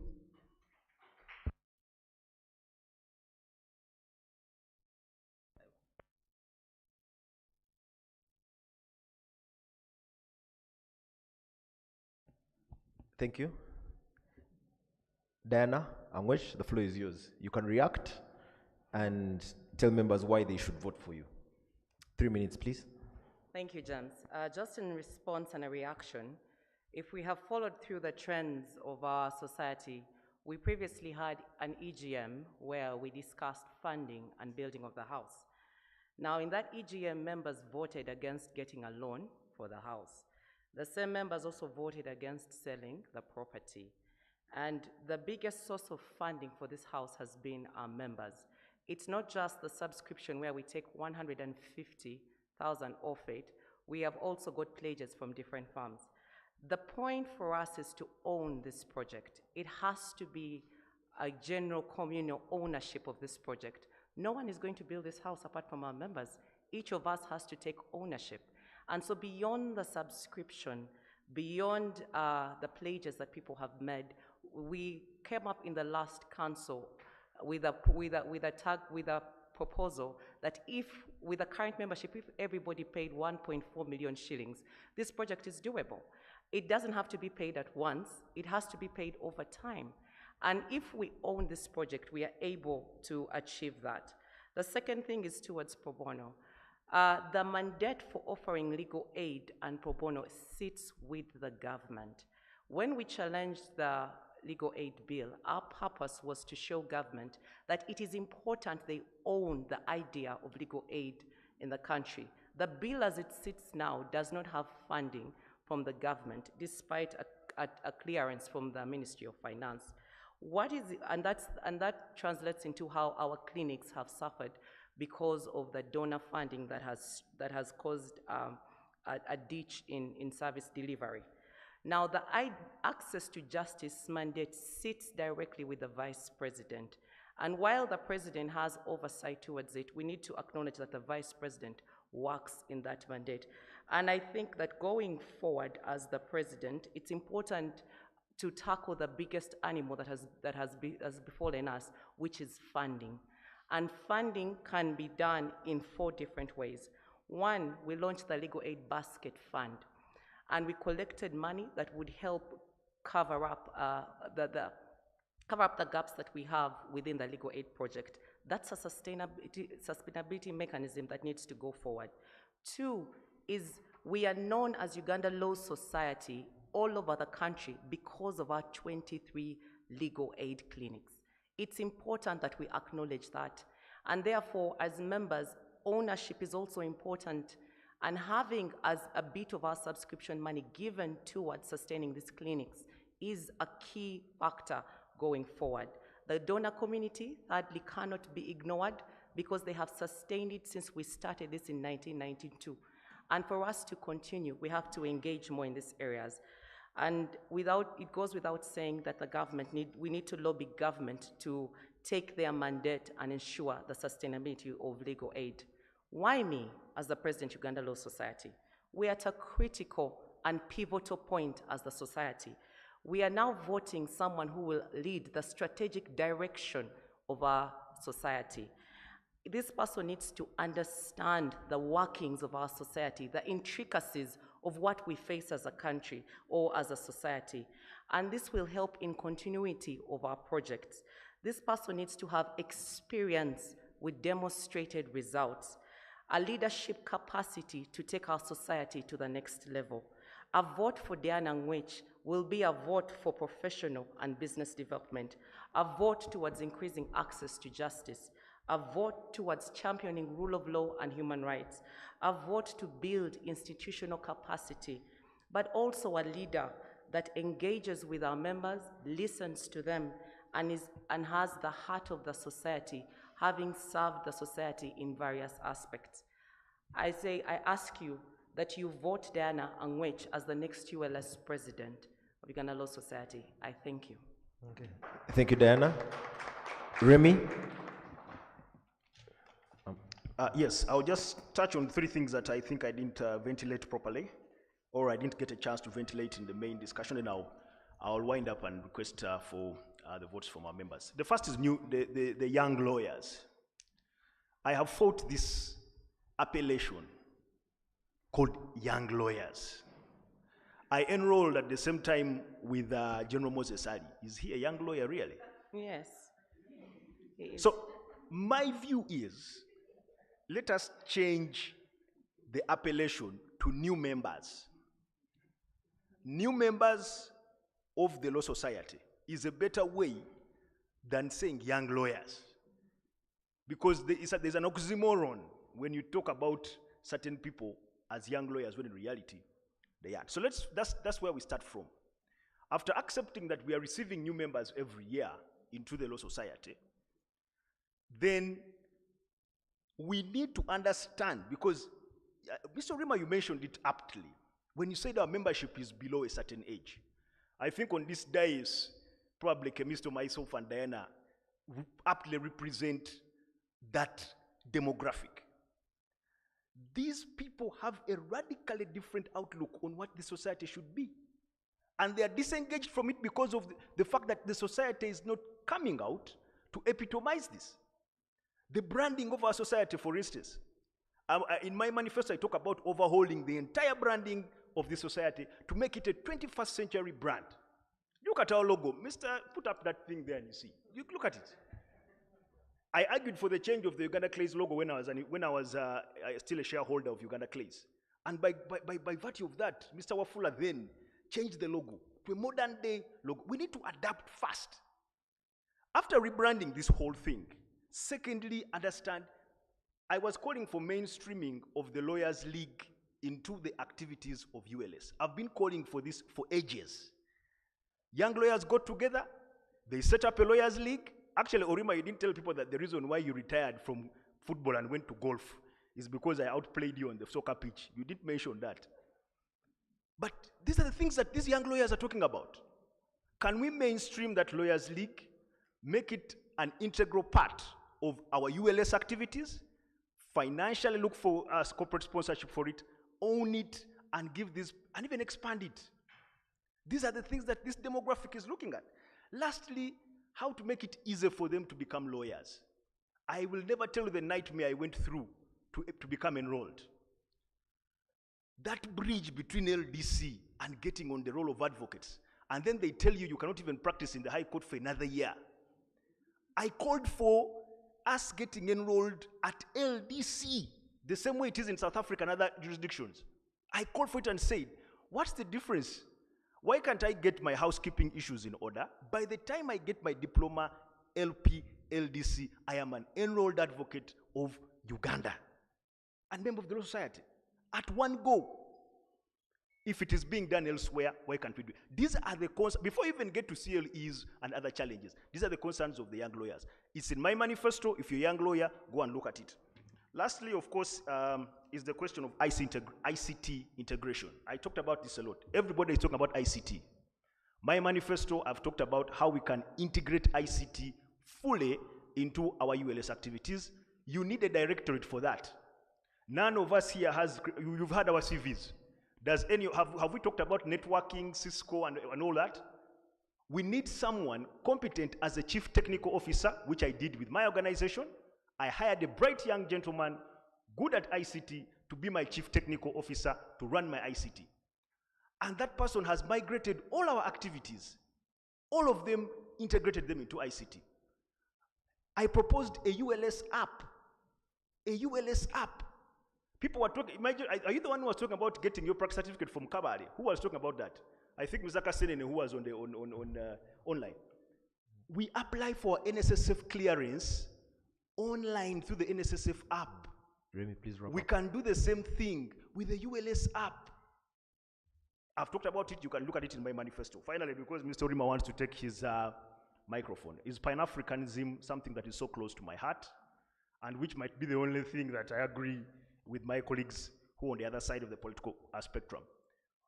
We as ULS have not integrated Pan-Africanism enough into the basket of activities that we do. I'm proposing a Pan-African Law Symposium, if I'm to be elected. We can look into the legacies of people like Kofi Annan, distinguished members and sons of this soil, John Joseph Magufuli, Archbishop Desmond Tutu, who has recently passed away. These are things we can do. Does it take, do you need to be a nuclear physicist to put something together like that? I organized the Saudo Udoma Symposium when I was at Makelo Society. That's not something that you need to rack your brain to do. So let me ask for the mandate. Ladies and gentlemen, I'm running in this race for one reason and one reason only. It is going to be business unusual. We want to turn this thing on its head. A vote for Mukuve means we are unlearning all the past, most of the past things that haven't worked, and we are beginning a new front line with this Uganda Law Society. I believe that is what my son will want when he becomes a lawyer 10 years from now. I believe that is what your children will want when they become lawyers 10 years from now. You have a choice to either look to the future, keep us in the present, or keep focusing to the past. A vote for Mukuve is a vote for the future. I thank you. Thank you, Remy. Bernard, how many minutes? 3 minutes? Please take them to 3. Thank you, Isaac. And James, sorry. Thank you, James. I have a question from somebody. I don't know if you will either respond or take the question, but you can't have both. Please ask. Okay. A member is asking, how do you hope to set up the benevolent fund, which is not part of the ULS budget? Okay. So just respond to that, then wrap up. Okay, Yeah. okay. Or Thank if you can do everything within 3 minutes, that will be fine. Since you've asked me a question, I'll ask for some extra 2 minutes. Thank you. So I'll comment on 2 things, and I'll start my comment on where my brother Mugaga has stopped. We will not look to the past, we will look to the future in terms of solving the problems that we have as Uganda Law Society. Let me start with the ULS House. First, if you look at the annual financial reports for the ULS, what ULS earns actually is 1.7 billion. Grants come in at 4.2 billion.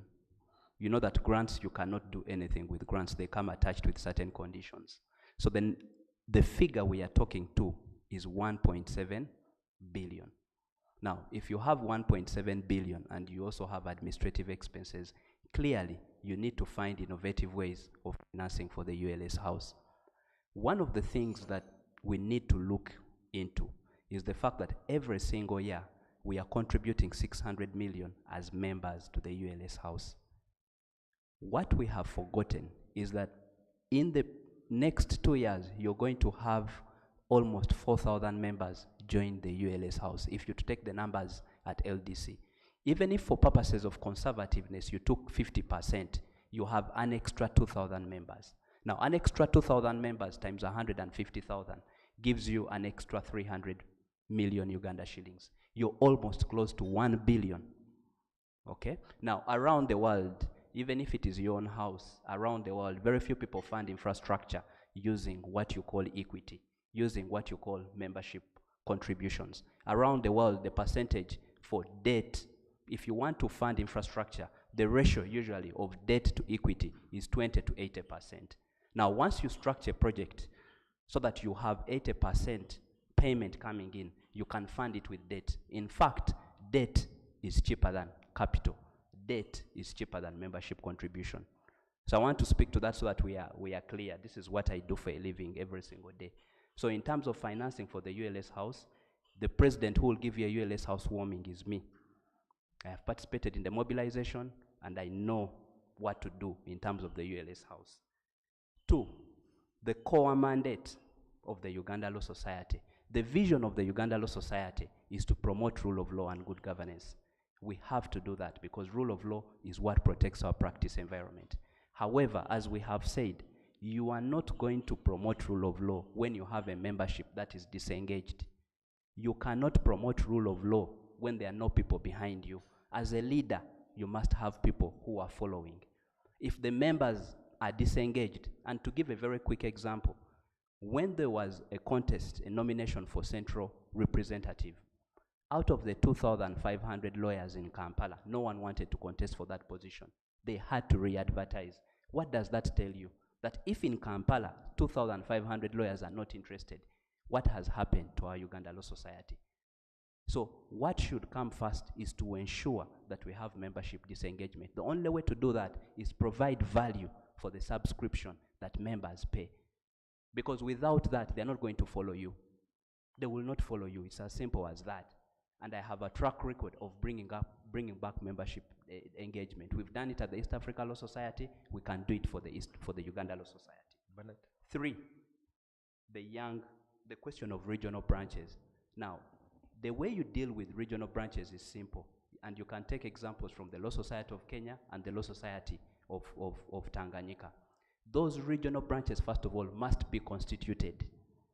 They cannot act the way they act. You must constitute them. They must have an executive council. 2, you must provide financing for them. Because those members at the regional branches pay membership. How do they benefit from the membership?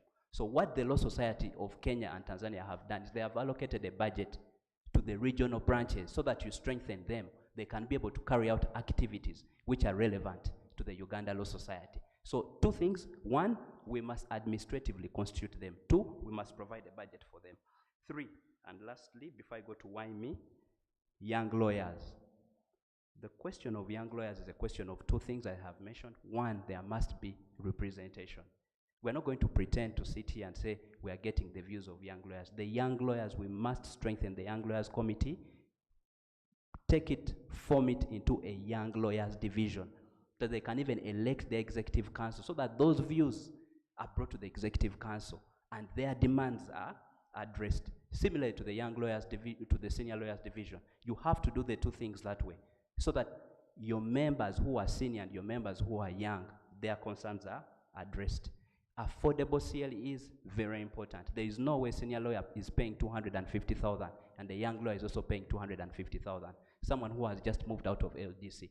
That I promise you, once you elect me as young lawyers, there will be a special consideration for young lawyers for affordable CLEs. That we shall do.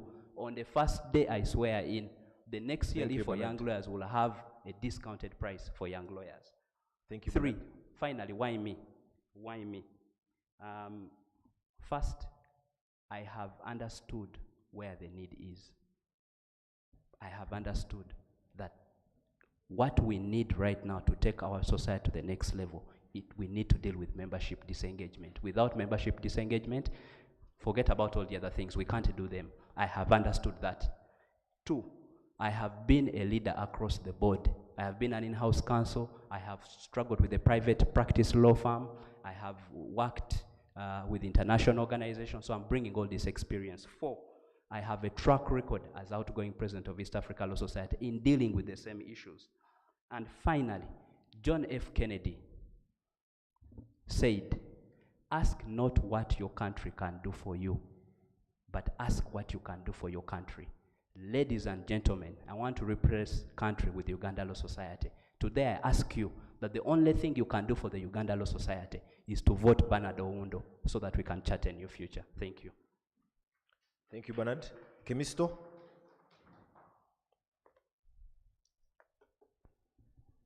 Thank you so much, Orima. One thing I have on table is I want a Uganda Law Society which is professional, independent, and assertive in its approach of all its affairs. That's what I bring. The rest has been discussed on my manifesto. My views of the ULS house, it should be a member-centered house. We can't mortgage it for a loan, getting a facility, and we shall be at our tenterhooks. No. We shall keep on building brick by brick until it's done with the little resources we have. And my track record of mobilization is intact. I know we can mobilize members and be able to raise the funds necessary to have that building up by next year, October. That's if I'm elected, and I'm very sure I will. And then, concerning the CLEs, my approach on the CL is, one is they should be affordable across board. And I have a policy of 40 hours of free trainings for every member of the Uganda Law Society, 40 hours every year you can be able to gain. And then, matters of pricing of CLEs, a CLE of 1 million should be available at 200,000. Where it has been hosted for 2 million, for 1 million for members who can afford, let's say at Serena, the same can be put at 200,000 at a location which is a little bit cheaper. But the point is that information, the knowledge acquired must go across board. You acquire it at 1 million because you have your money, another member can acquire it at 100,000. That's the policy. Every CLE training must be available for everyone at an affordable price. And lastly, why I think I'm the best candidate for this position of President, Uganda Law Society. I have, my track record is well proven. I'm honest, I'm truthful, I don't give up. And I am assertive in my approach of affairs. When I undertake a project or any activity, I see to it that it's concluded. So, vote Kemisto come 10th September 2022. We shall have an independent, professional, and assertive society. Thank you very much. Thank you, Kemisto. Olivia, you have the honor of being the last to speak. Thank you. Well, I think my colleagues have shared the very good ideas. I'll just add, I don't want to repeat.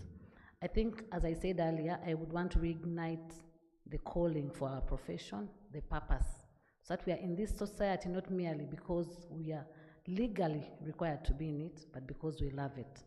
I hope we can come up with a lawyer's creed or a ULS creed, that one thing that unites us whenever we meet outside there, we can say to one another, and it gives us pride. I would like to ask all of us to galvanize an all-inclusive membership. We have our colleagues who are probably in-house counsel, who are working in government, and who are working in different NGO fora and other fora, who don't feel like they belong to the society. I would like us, all of us, to galvanize them back. Let's recognize them. Let's recognize their value, because they have a lot of value to give to us. And with that, they will use their networks. We're talking about the house. We have in-house counsel who have corporations which are funding infrastructure development. They can actually galvanize funding for us. We have colleagues in the diaspora who want to belong to our society, and they have networks out there which fund infrastructure development for professional bodies like ours. If we bring those people on board, colleagues, we can actually fundraise for our house through those networks. My colleagues have talked about decentralization. I actually agree that we should have a decentralized approach to how we do things, not just for CLEs, but all other professional development programs, for in-person and virtual. We must recognize that some areas in Uganda do not have the internet capacity to enable probably hybrid sessions, so we must plan in-person programs for the regions to address their needs. And then I would like us to also, during my term, to have a multi-sectoral approach. So we would want to organize networking sessions or events with different sector players. Let's say Uganda Society in partnership with the Chamber of Mines, and we interact with the people in the mine sector, in the oil and gas, network, see business opportunities. Uganda Society in partnership with the Private Sector Foundation. Uganda Society in partnership with Uganda Manufacturers Association, a multi-sectorial engagement that will open up opportunities for all of us to network with the different business sectors, learn their businesses, and seek business from them.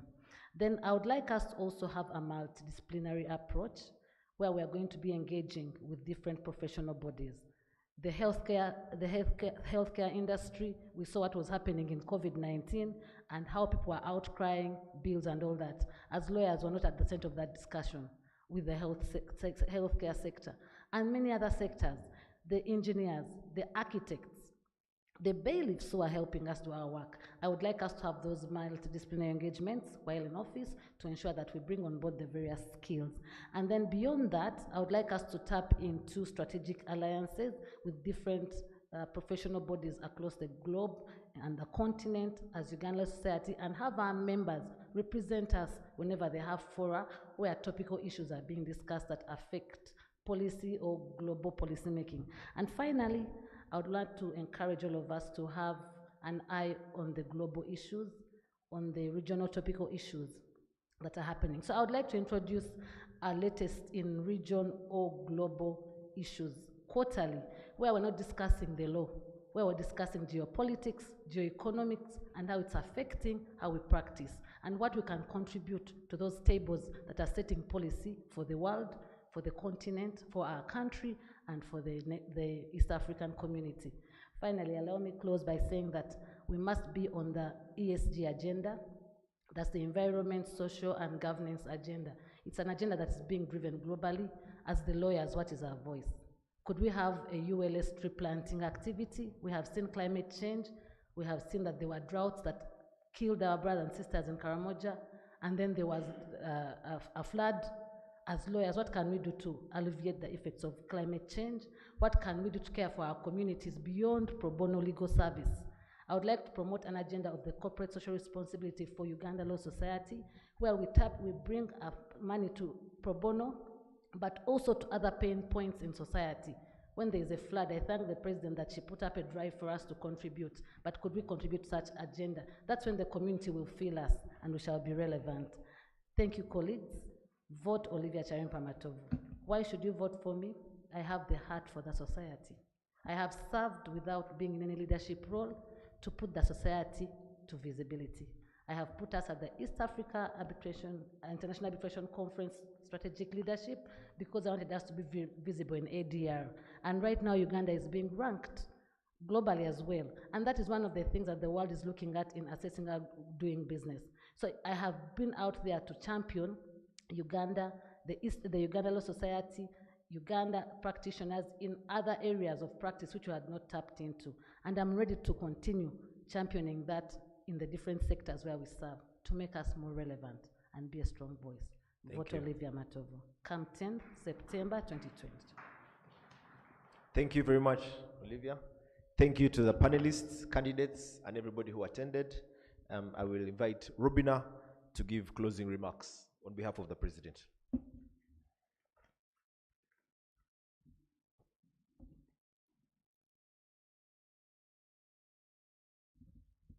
Thank you, everyone. Thank you, members online. We would like to thank